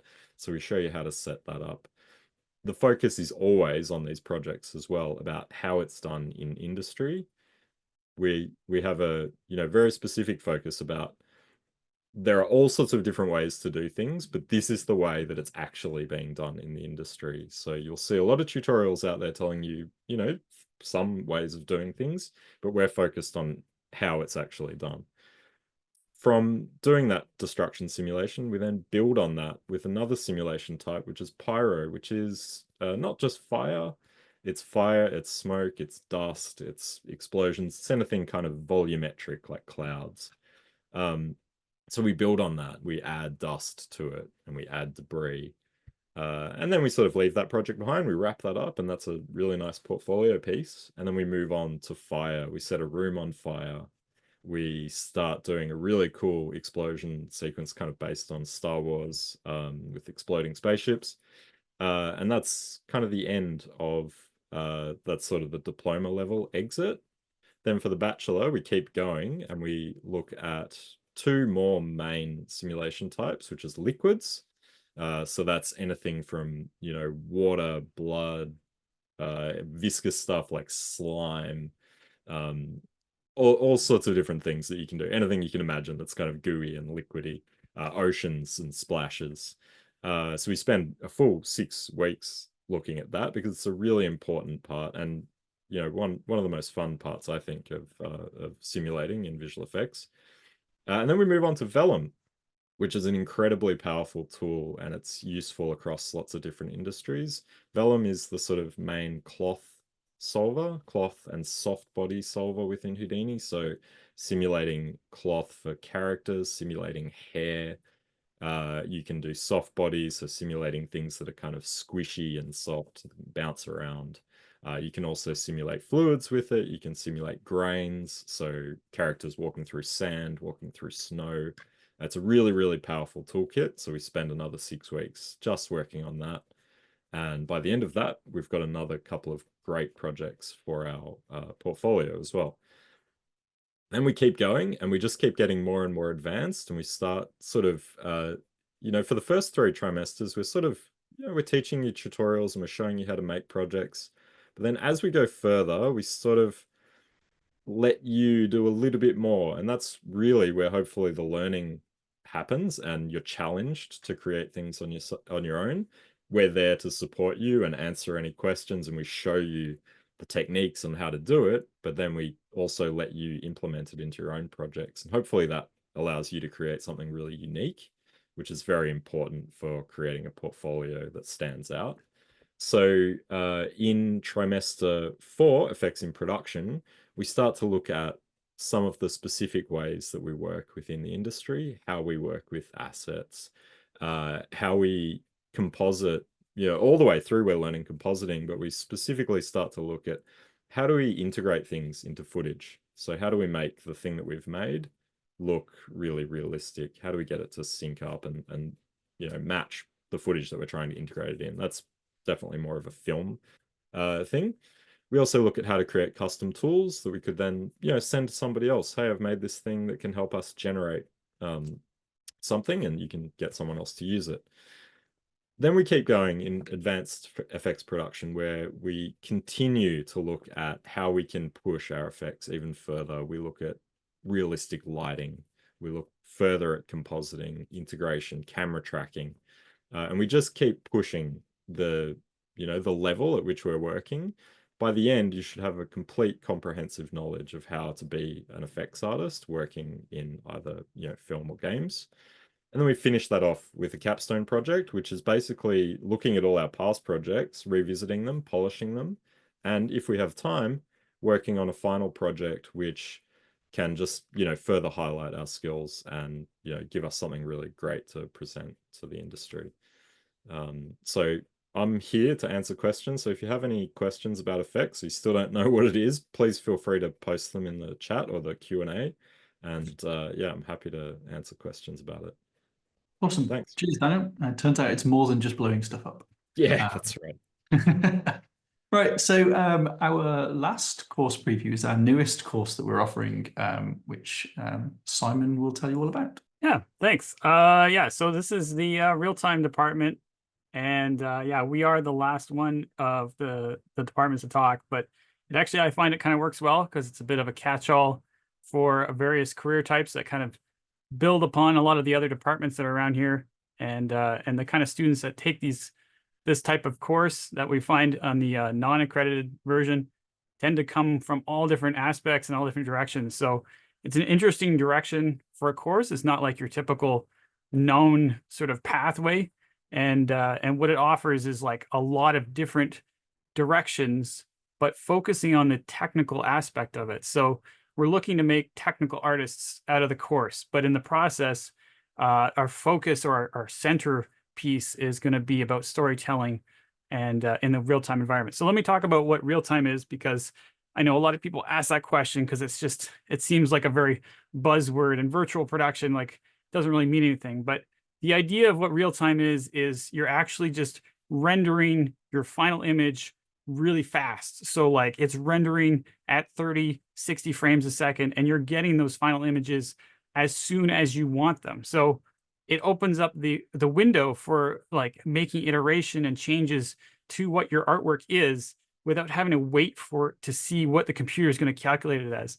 And that's really the difference between the traditional rendering pipeline, where you have to wait for a long time to see what it looks like, to now be able to see exactly what your final image is right away. And that opens up all kinds of different directions, whether it's video games, interactive, or now we're getting into virtual production, where you have LED walls. You got different film productions are working with this interactive final images that are happening in the background.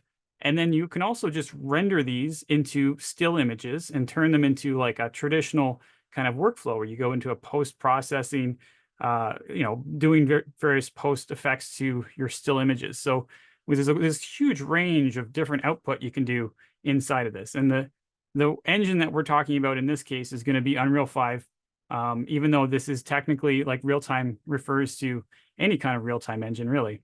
So basically, that's the idea of what we're trying to do. Our direction is usually more art-based. So we're talking about like modeling, animation, VFX. Like we even get into like there's 2D possibilities, all kinds of interesting directions in the department. And one thing I want to clarify in this slide is it says skills, knowledge required.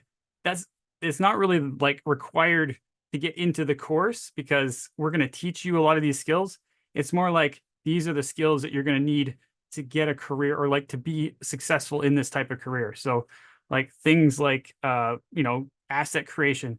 We're going to teach you basic process of asset creations if you have never used a software like Maya before. Texture shader knowledge, we're going to talk about UVs. We're going to talk about those kinds of things and even get into like more advanced stuff like materials, animation rigs. Like there's this whole new rigging animation pipeline that's available inside of the game engine now that's really changed in the last couple of years. And we've just recorded all new all new video content to cover all the new changes that have come out. So we're going to help you understand more about rigging and how to build characters, how to animate with them and stuff.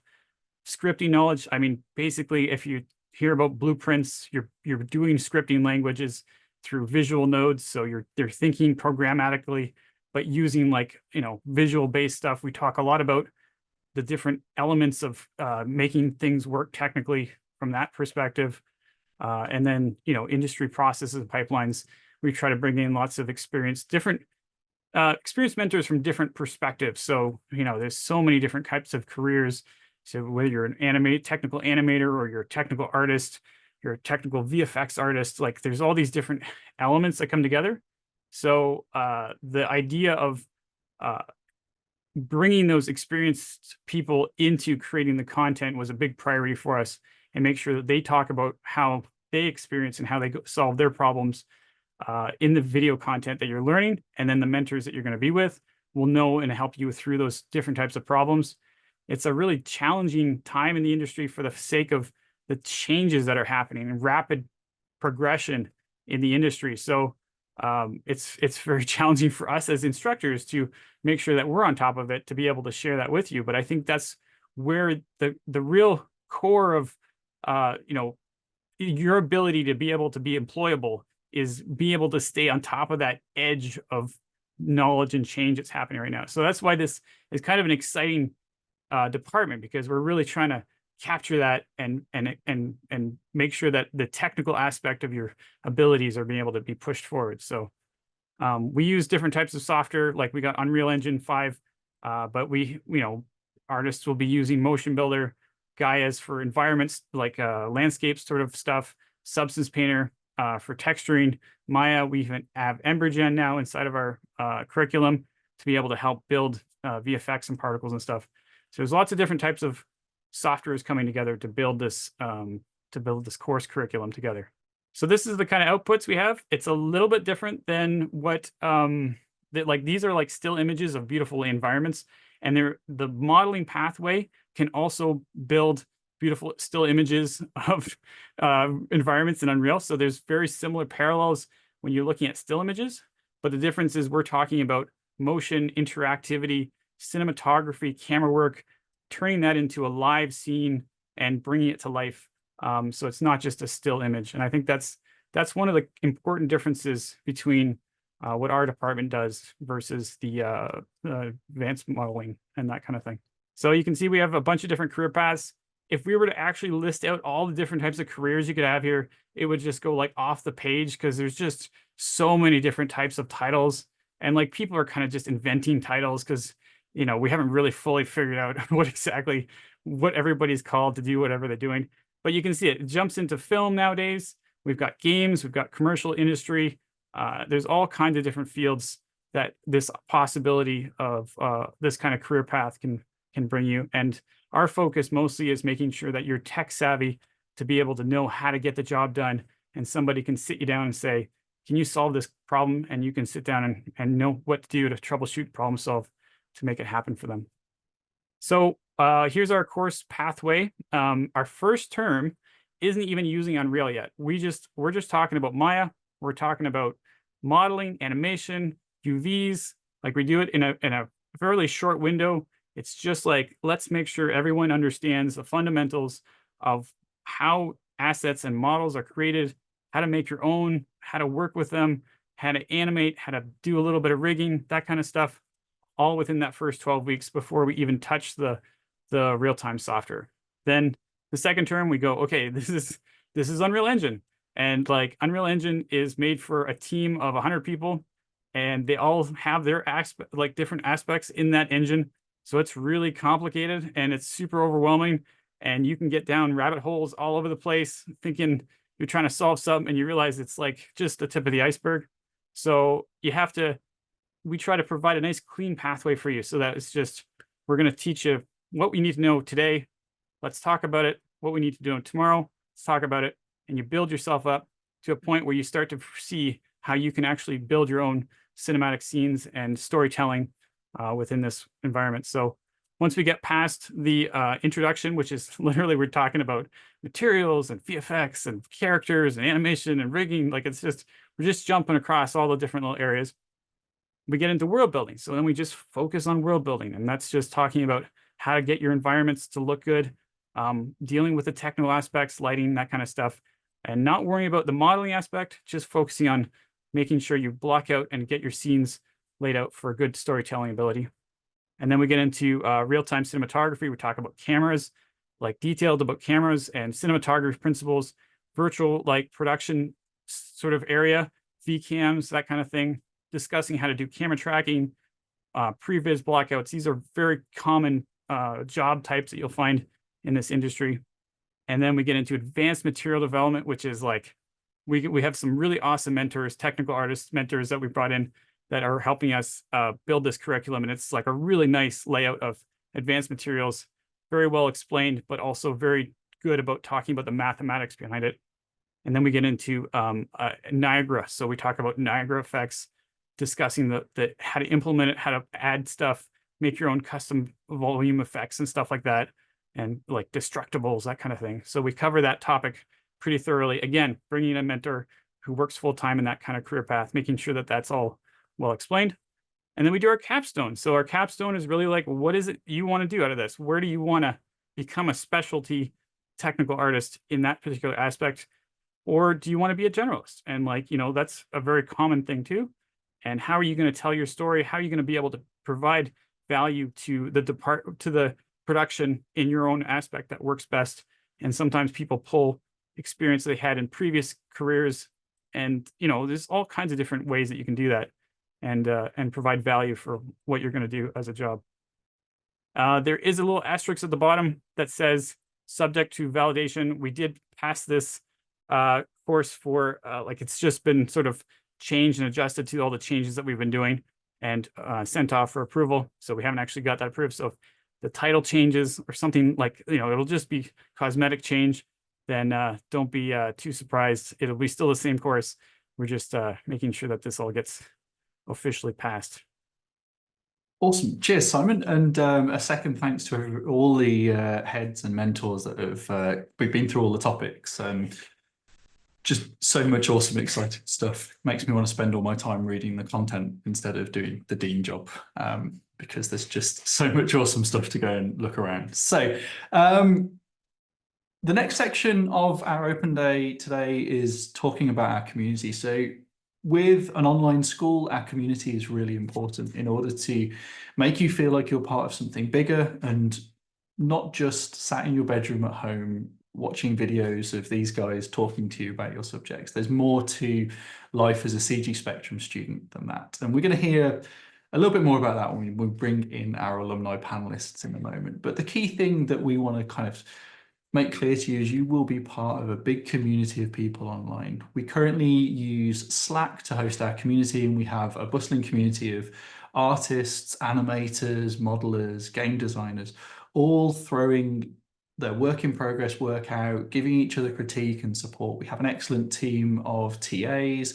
who help and offer assistance and critique and run their own little sessions and their own little community things, where everybody just gets together and has a great time doing additional work and practice and life drawing for the concept artists, and lots of amazing things that really make the CG Spectrum community a key part of your learning experience with us.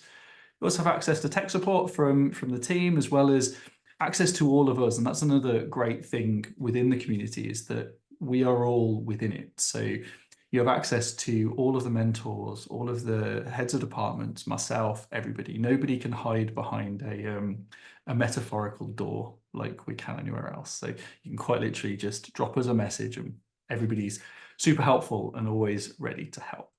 So without further ado then, I'm going to introduce our alumni roundtable. So we have Jeff, Richard and Gabriel, who are joining us today to give us some insights into their time with CG Spectrum and kind of tell us what they're up to and give us some advice on making what is a big decision as your part of the life. So I'm going to let the guys introduce themselves first, and then we'll move into a couple of questions that I've got prepared for them. But if you do have anything you really want to ask them, drop them in the chat and I'll try and spot them as they go through. So first up, Jeff.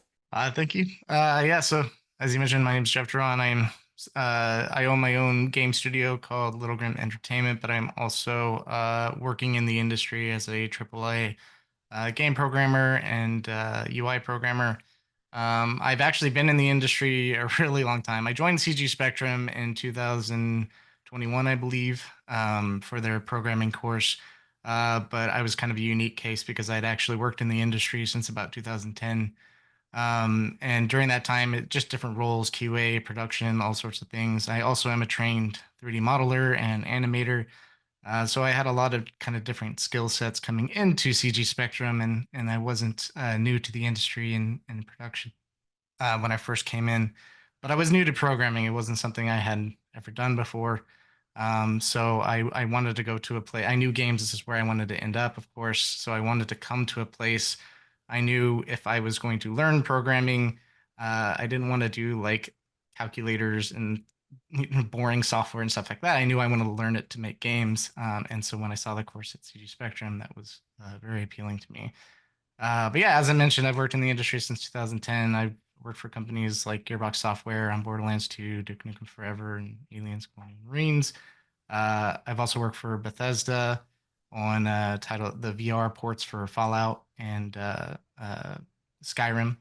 And then, yeah, more recently as a programmer, I worked for New World Interactive on a game that I can't mention because the studio shut down. And the game was never announced. So, as happens in the industry sometimes. But yeah, I've also worked on Rocket League as a UI programmer, and more recently, a project that I also can't announce because even though it's been announced already, it's a very anticipated first-person shooter, but because of the way contracts work, I just can't mention it yet. So, but yeah, no, it's been an exciting industry, and a lot of it spawned from CG Spectrum. So Awesome. Cheers, Jeff. NDAs are a wonderful thing, aren't they? yeah, I've worked on something nice, but I just can't tell you what it is. it's really cool, I promise. Awesome. Richard, would you care to introduce yourself? Yeah. Richard Billings. I started out. I'm actually 1 year younger than video games have been in the home. So I was born in 74. I think the first home console came out in 73. I programmed, in BASIC on a TRS-80 back in the early 80s. Went into radio and television after high school, more on a creative thing, but then realized I was really good at computers. So I spent about 15 years working in tech management. Then from there, I kind of I have an entrepreneurial spirit. So I worked with startups as both a founder and early employee for the last 10 years. During COVID, was working as a product developer and had to do some 3D work in CAD and really enjoyed it. So when COVID eliminated my job, I started looking at ways to work more in 3D, discovered that Unreal Engine was free. Last time I had checked, it was kind of an expensive endeavor. So I just I did a lot of stuff, just kind of learning on my own, realized I really loved it, really wanted to work in games. So started doing a lot of research and settled on CG Spectrum as where I wanted to be. Had a nice 2 long conversations with Sean to kind of figure out where I could best use my skills. And one of the most important things that I saw with CG Spectrum was the networking opportunities and how there's this long-going alumni interaction, people talking with one another. And so once I started CG Spectrum, I got into, even before classes started, I joined a collaborate, or they had a contest, kind of a challenge to build a game, and they put us together with people. Really enjoyed that. And so immediately started looking for something else. Another project to joined a larger project that ended up fizzling out. But that led me to the idea that I was ready to use that entrepreneurial thing now with everything I've learned in game design, put that to the test, and we've built a studio called Toybox Titans, which is made up of 25 people that we have, 24 are CG Spectrum students and alumni. And so we're really having a good time, learning a lot every day. It's just been a really, really great experience, and I can't wait to continue. What a glowing endorsement that most of the staff are our alumni as well. So that's ace. I must say, I absolutely love the 80s retro toy box chrome lettering. There's something, my childhood comes back when I see lettering like that. So yeah, ace. And our third panelist for our alumni, Gabriel. Hello, I'm Gabriel. I graduated from CG Spectrum's advanced modeling course in 2021. I enrolled originally because, like many people during the pandemic, I decided I don't really want to work in international marketing when all the international stuff has decided to stop. So I pursued games. Before that, I did like a bunch of mod stuff. So I was really into guns and modding Arma 3. So I went into modeling, and it's what I like doing. And after graduating, it took me 2 months, but I got my first game job, and it was this small studio in Toronto where it was 6 guys on Discord making a game called AWE Elite General Manager. It's about wrestling and managing wrestlers, which I did not really enjoy that much, but it pushed me to work hard. And after a couple months, I got my sort of a dream job for me, where I got a bunch of offers, and one of them was Siege Camp, and I got to be a 3D generalist on a game that I liked a lot called Foxhole. And I get to make guns and tanks and battleships all day. And I also got to work on our other games coming out soon called Anvil Empires. I got to make a few things for that. And I still work there to this day. It's been about 3 years. I enjoy it. I'm a generalist, so I do a bit of everything. I do animation, rigging, a little bit of VFX here and there, but mostly though guns and tanks, which is the good time at work for me. And yeah, and I enjoyed my time at CG Spectrum. I made a lot of friends. I was very social, so I tried to hang out in Slacks and open sessions, and I made some really good friends that I still talk to this day. Like I'm planning to visit some actually probably next year when I go to Germany. We're gonna hang out with some of the guys I met here. So yeah, and that's really neat. Awesome. Cheers, Gabriel. So we've got a couple of questions that we kind of pre-prepared and sent you guys. So I'll just go through a couple of those and see if I can catch you off guard for a bit of fun. So I'll come to you first, Jeff, just because you're smack bang in the middle of my screen right now. Your relationship with your mentor whilst you're a student with us, how did that help you, and how has that kind of set you up for kind of where you progressed to, I guess? I mean, it's huge because especially with programming, the hardest part about learning programming when you know nothing at all is you can look stuff up online, but you'll run into very specific problems that are specific to the thing that you're doing. And that's not always easy to find the answers online, because you might find something close or relatively similar, but it's not going to tell you exactly why you're having the problem that you're having. And so when you run into those roadblocks, having somebody that is a professional in the field to just pop in Slack and be like, hey, this is what I'm running into. I don't know what the hell's going on. Can you please help me out? And they get back to you, and you're like, oh, okay, I get it. Or I don't get it. Can you please explain it further? Like, just having that someone there constantly that can help you out and point you in the right direction is more valuable than even the, I mean, the video lessons are great, but like, you can get video lessons on several sites, and even YouTube, you can watch video lessons, but just to have the person there to answer those questions, plus, the community as well. That's worth the money, in my opinion, by far. Awesome. Yeah, so I regularly spot some of our mentors as we go through, and I always have a little bit of a look on their art stations or OMDBs, and yeah, just some stunning people that are there to assist. Richard, I'll direct the next one at you because you come from the tech space. Whilst you're a student with us, how did your technical skills evolve through the kind of the content that you went through? Well, it's I'm a generalist as well, so just I enjoy all the aspects of creation of a game. When you're doing your first classes, you're kind of doing things on your own. So it really, if I wanted to build the game that I was writing as this game design document, I had to learn a lot more skills. But what was really great is that it's all you can go down these rabbit holes and trying to learn these disparate skills within this gigantic engine. There's always someone that's willing to answer your question, whether you're in the Slack or you email someone. There's always someone that's probably had the problem that you're having, or even if you've solved something in a certain way but you're not happy with it, they've got more experience and a better way to help you solve that problem. So it really ramps up your skill set really rapidly, and it's amazing that there's so many people, just as many with not just the mentors, but also the alumni and current students that are just there to help you. So to me, it's been a really great experience. I've learned more. So I spent about 2 years, doing self-teaching, learning as much as I could. I learned more in the first 3 months of guided and being in a culture that supports that. I learned more in those first 3 months than I had in those 2 years previous. Excellent. That's great to hear that the content works. Yeah, absolutely.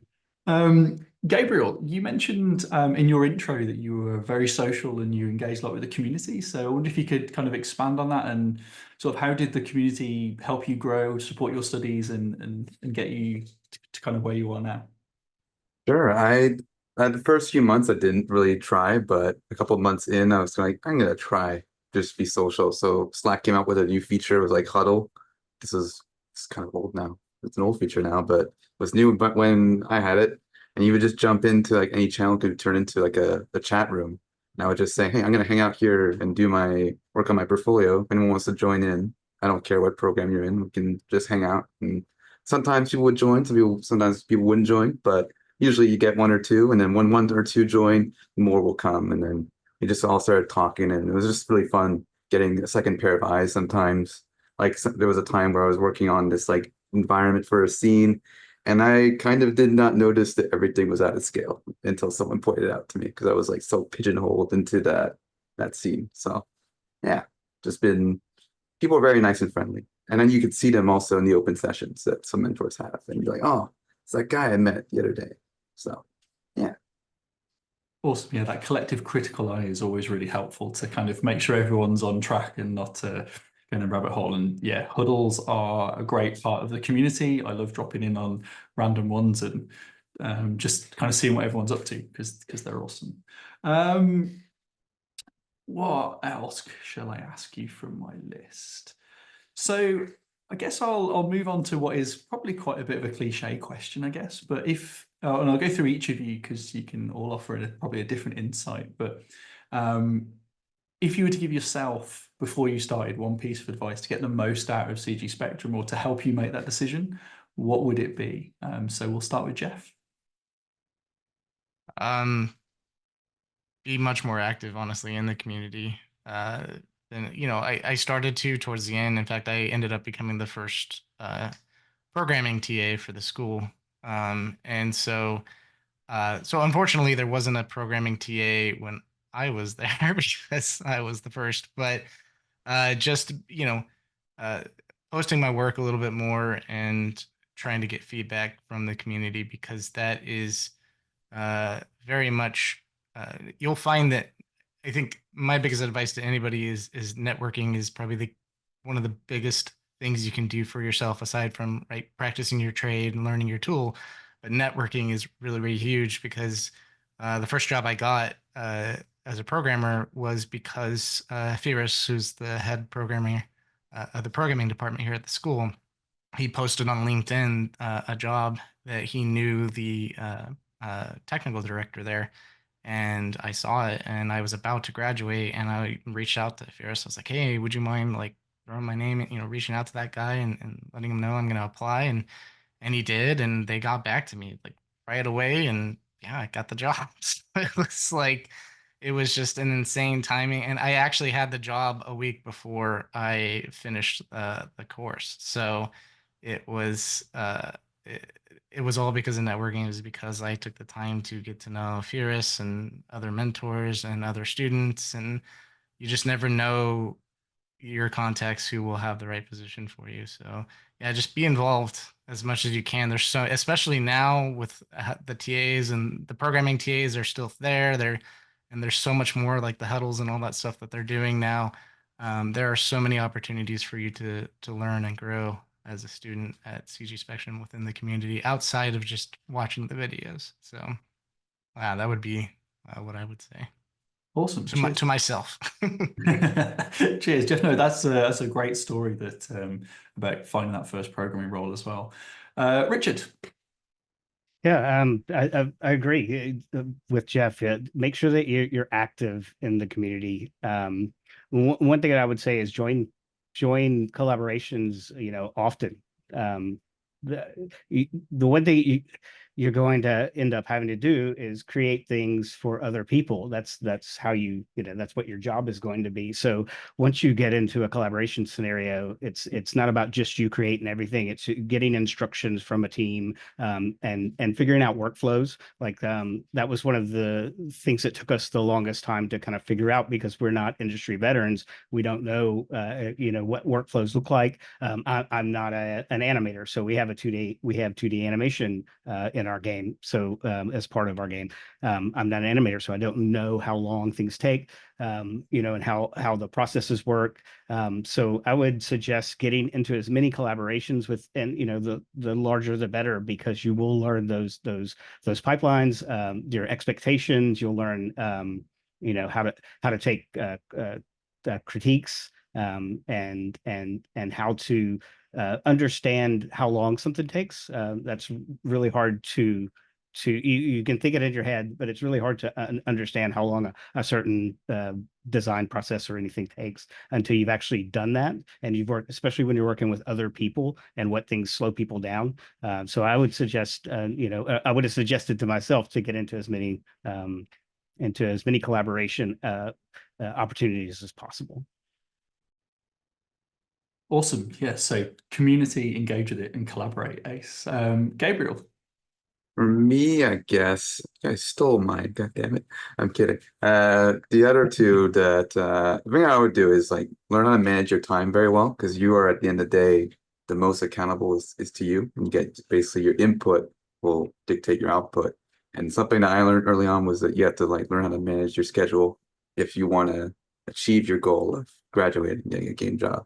It's very important to time manage and learn on your own and learn your own skill, figure out the best way that you can learn for you, because everyone's different. So that's my advice, is just trying to figure out as quickly as possible what works for you in terms of the way that you learn. For me, waking up early is my best time to work. So I try to do all my learning during the early hours. So that's where it sticks in my head. So awesome. Yeah, thanks for your insights, everybody. We are getting close to time, so I'm gonna we'll leave the roundtable there. But thank you very much, you three, for joining us and giving up your time and offering that insight and the amazing kind of story of where you've come from and where you are now. That's been really great to listen to. Admissions process, Elena. Hello, yes. So I'll try and keep this quick because I know we are over time, just overalls. And with the admissions process anyway, can be quite an individual process because we do teach students all over the world, and everyone we have different requirements based on if you're an Australian student or international student, and I could be here forever explaining all the differences. So it's going to be quite broad. If I don't cover something that you want to know specifically, please reach out to me directly and we can have a chat. Because like I said, it will all be based on your personal experience as well. So the first we have the admissions criteria. For Australian students, the main requirements are that you have completed Year 12 or a Certificate 3 qualification. It's pretty strict when it comes to that. So if you don't have those qualifications, that's still okay. Still reach out to me and we will have a chat and see if there are any other potential pathways where we can help you. International students, again, completion of high school or a certificate from another higher learning institution. If you completed your high school or another certificate in a non-English language, you will be required to complete a IELTS test. More information about the exact test scores that are required can be found on our website, but we just require students to complete that test and submit it to us. Next would be RPL and credit for CGS students. If you have studied at another university and applying for credit, we will require a portfolio submission as well as your transcripts and course outlines from your previous course. If you're a previous CGS student, so you've studied one of our non-accredited courses like the foundations or the essentials, we still will require portfolio submission.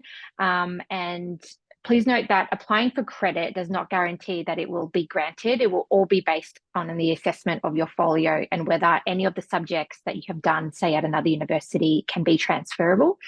So that goes for existing CGS students as well. We definitely want to have a look at your portfolio before we have a look at, what credit can be applied.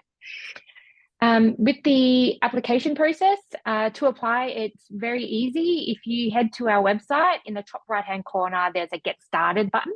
And if you press that, it will take you to the application form, which you can fill out, and it will come directly to either myself or one of our other fantastic course advisors. If you're based in Australia, it will definitely come to myself. If you're based overseas, it will head to one of our advisors in the other countries, and they will be able to answer all your questions. The deadline to apply for our January intake will be January 21st, 2025.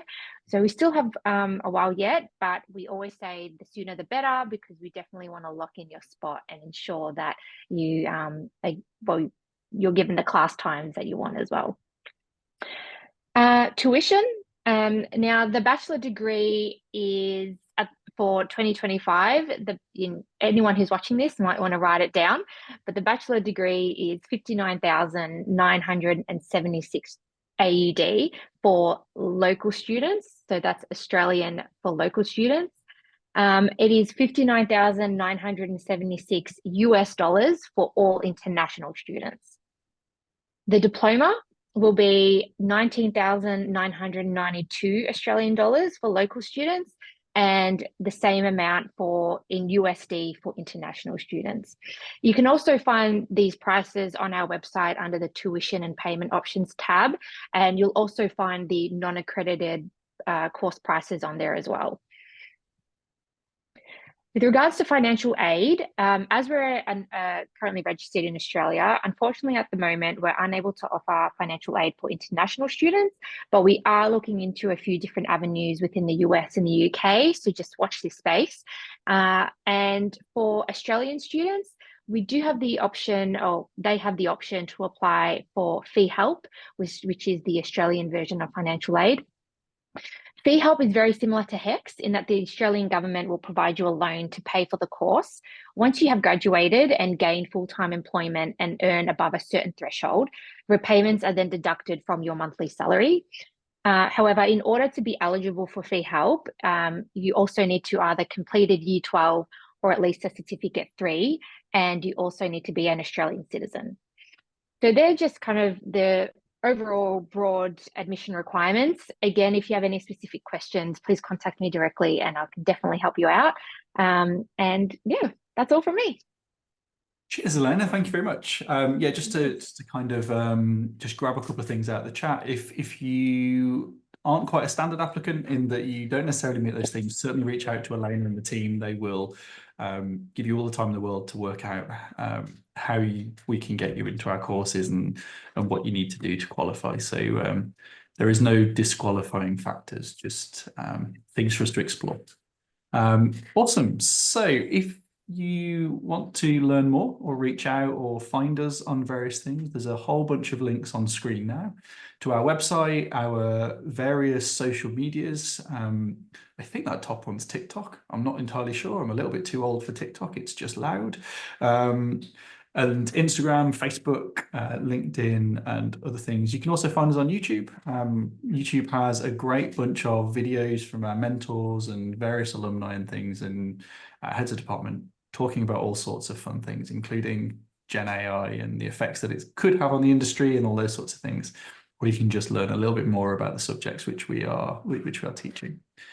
So we now have a little bit of time left before we finish today for Q&A. So if you have any questions that you are burning to ask, please feel free to drop those in the chat or the Q&A section, and I'll be more than happy to direct them to the suitable person of the team. So I've just seen a question pop up asking, is it possible to be accepted if you don't have a portfolio? Could you give us a little bit more information on that one, anonymous attendee, just to let us know which course you'd be potentially applying for, because it does differ slightly depending on where you're wanting to head. So if you can give us a little bit more on that one, and I'll direct that to the appropriate head. Elena, there's a question for you that I'll grab and point in your direction. Group discounts. I don't know how big the group, but it was a question that's been asked. Yeah, that would definitely depend on quite a few factors. It depends on how many of the people are enrolling in a course, which course it is specifically. And again, it's on a case-by-case basis. So if that person wants to reach out to me with more information about the group that they potentially want to enroll with, then we can definitely have a chat about it. Awesome.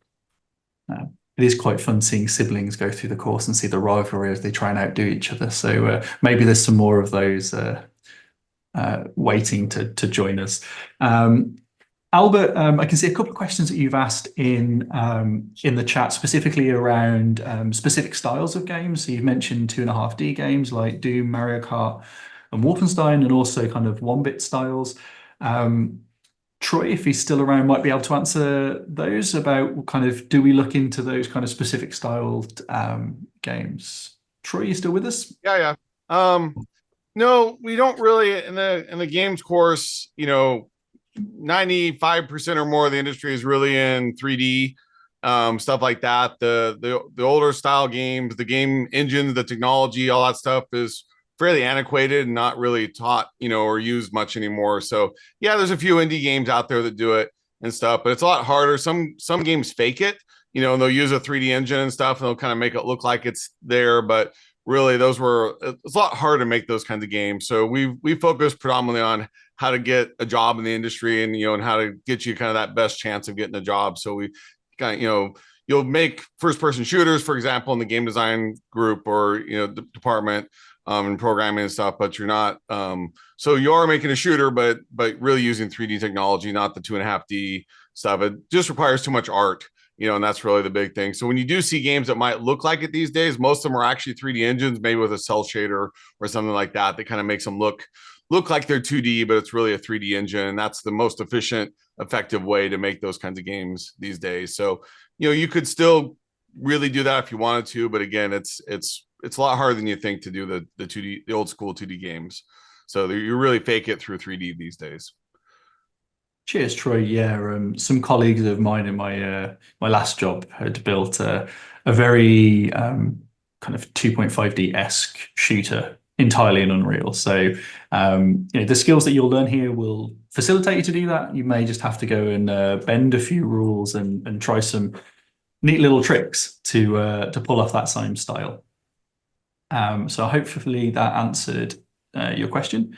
I've got one here from Anna, which I'm going to direct at Brandon, which says, what's the time investment needed for concept art major, currently an architecture student? I'm wondering if they'd be able to complete assignments along with their other work. And also wondering how hard it is to get a job doing concept art compared to other areas. Yeah, well, I mean, I think it was mentioned earlier, it's like you get out of it what you put in. So if you're spreading yourself too thin, it's highly likely that you're not going to maybe make a lot of progress, especially if you're trying to understand the architectural world and then the concept end of things. So although I'd love to have you, I would suggest that that you really kind of make some time for what we do, because it is the concepts that we cover in the program aren't simple necessarily.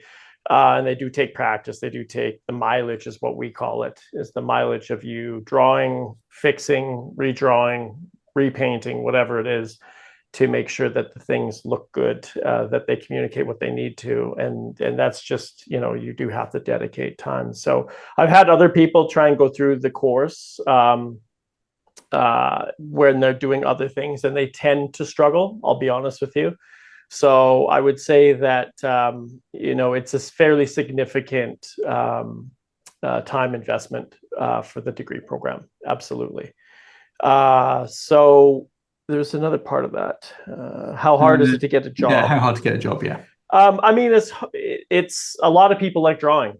So a lot of people think that they can do this professionally, right? But like I was saying before, it takes mileage to get good enough where you can trade that service for money. Just like playing a guitar, right? You can learn online how to play a guitar, but will anybody pay to listen to you play it, right? So you have to get to a competitive level, and at that point, you can go and find concept art jobs on ArtStation right now, right? And so they exist. One of the things that's probably going through a lot of your heads right now is like, oh, the downturn in the economy with jobs and stuff like that. That's happened in my career multiple times. So it's the ebb and flow of things, and I would expect it to get better. It's out of control of the industry. And it's not just this industry, entertainment in general, that's getting hit by it, right? So I would suggest to you is try and look beyond that horizon with these things, and know that some of the older people in here and not so old people have been through that already, and we'll go through it again, right? So try not to paint the entire experience with that brush. There will be opportunities for you out there. And just to tack on to that, there was a question about AI. Somebody can make AI, then why would I bother building it if they can just sell AI work? If I took anybody in here that's not a painter, maybe one of our coders, and I asked them to produce an AI piece, and I got to produce an AI piece in competition, I think the person that has maybe trained to understand what looks good and how something is working or not working is probably going to do a better job of that. So I'd say in terms of that end of things as well, you have to understand that people that know what they're doing are always going to produce better work, even if generative AI is the thing that we're talking about, right? So, and the same thing with, generative AI with music. An actual musician's probably going to do a better job, right? So it's very valuable to train to learn how to do that, so you can spot the problems, so that you can know how to make awesome artwork.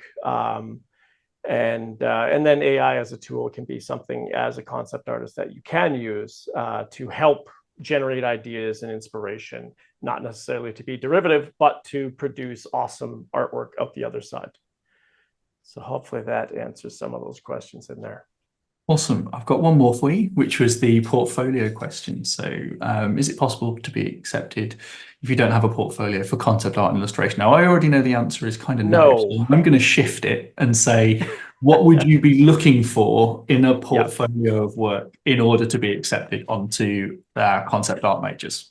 That is a better way of putting it. Yeah. So we need to understand where you're at in terms of your skill set. For instance, if there was somebody that would come in to our program and they didn't know how to draw, or they had a really, really weak set of skills in that area, as we progress through the weeks in the program, you're going to be left behind, right? Because you are going to be struggling with the basic putting pen to paper end of things, rather than trying to turn this into a higher order concept art piece that achieves the goals of the visualization that your client is looking for. Thinking about interpretation and synthesis and putting those things into play is going to be really difficult if you're still stuck with how to draw a circle.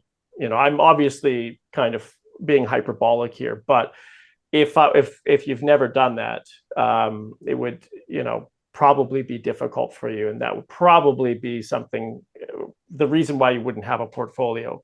That said, you know, I will look at portfolios and judge them. So it's a case of, you know, sending me through our admissions team examples of your artwork, and then we can judge where you fit into our program. We're currently looking at building something to help even the most basic people that should be ready fairly soon. So even at that end, there's potential for you in the near future.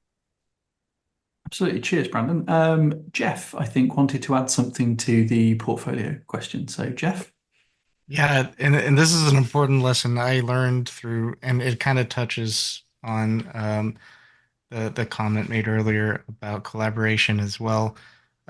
Getting involved if you're in a school like this, getting involved and collaborating with other students on projects as a whole, as a group, with people that are in other disciplines, it's really going to help your resume and your portfolio a lot, because when anybody that is hiring, a hiring manager is looking at a portfolio and saying, okay, this 3D model looks good, the one thing they don't know is how long it took you to create that. And in games and pipelines and production, it's moving. It's a fast-paced thing. You have to get things done at a certain amount of time.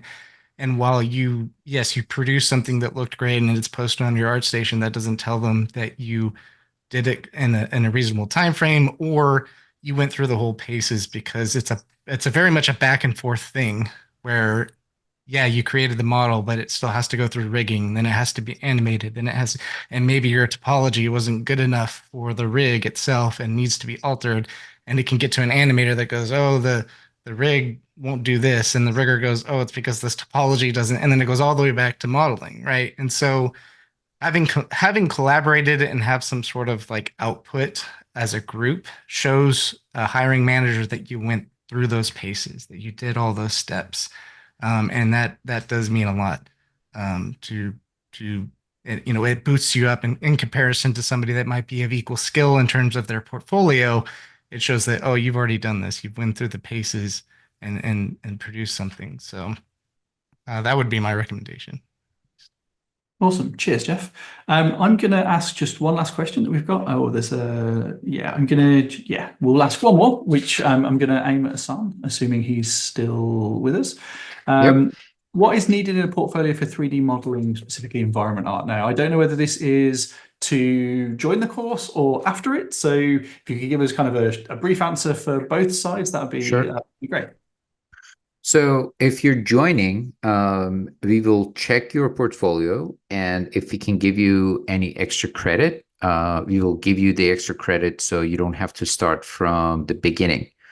But if you have zero idea about what 3D is, that's totally fine. We start from exactly point zero and we go from there. So we try to accommodate based on what you have done and what you're more interested. I have had students who had prior experience, but they just wanted to, start from the beginning because they watched YouTube videos, but there is very little continuation in YouTube videos. So it starts from somewhere and then it really doesn't follow up exactly. So they just wanted to go through the whole thing.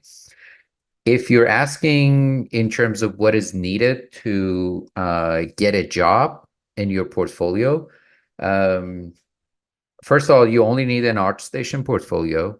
That's pretty much it. You don't even need, personal websites and everything. Everybody's going to check ArtStation these days. Now, depending on what position you're exactly applying, if you're applying for a hard surface or guns and everything, of course you need guns. If you're applying for an environment art position, what you're currently looking for is, do you know Unreal Engine? Can you model? Just basic modeling, enough modeling knowledge.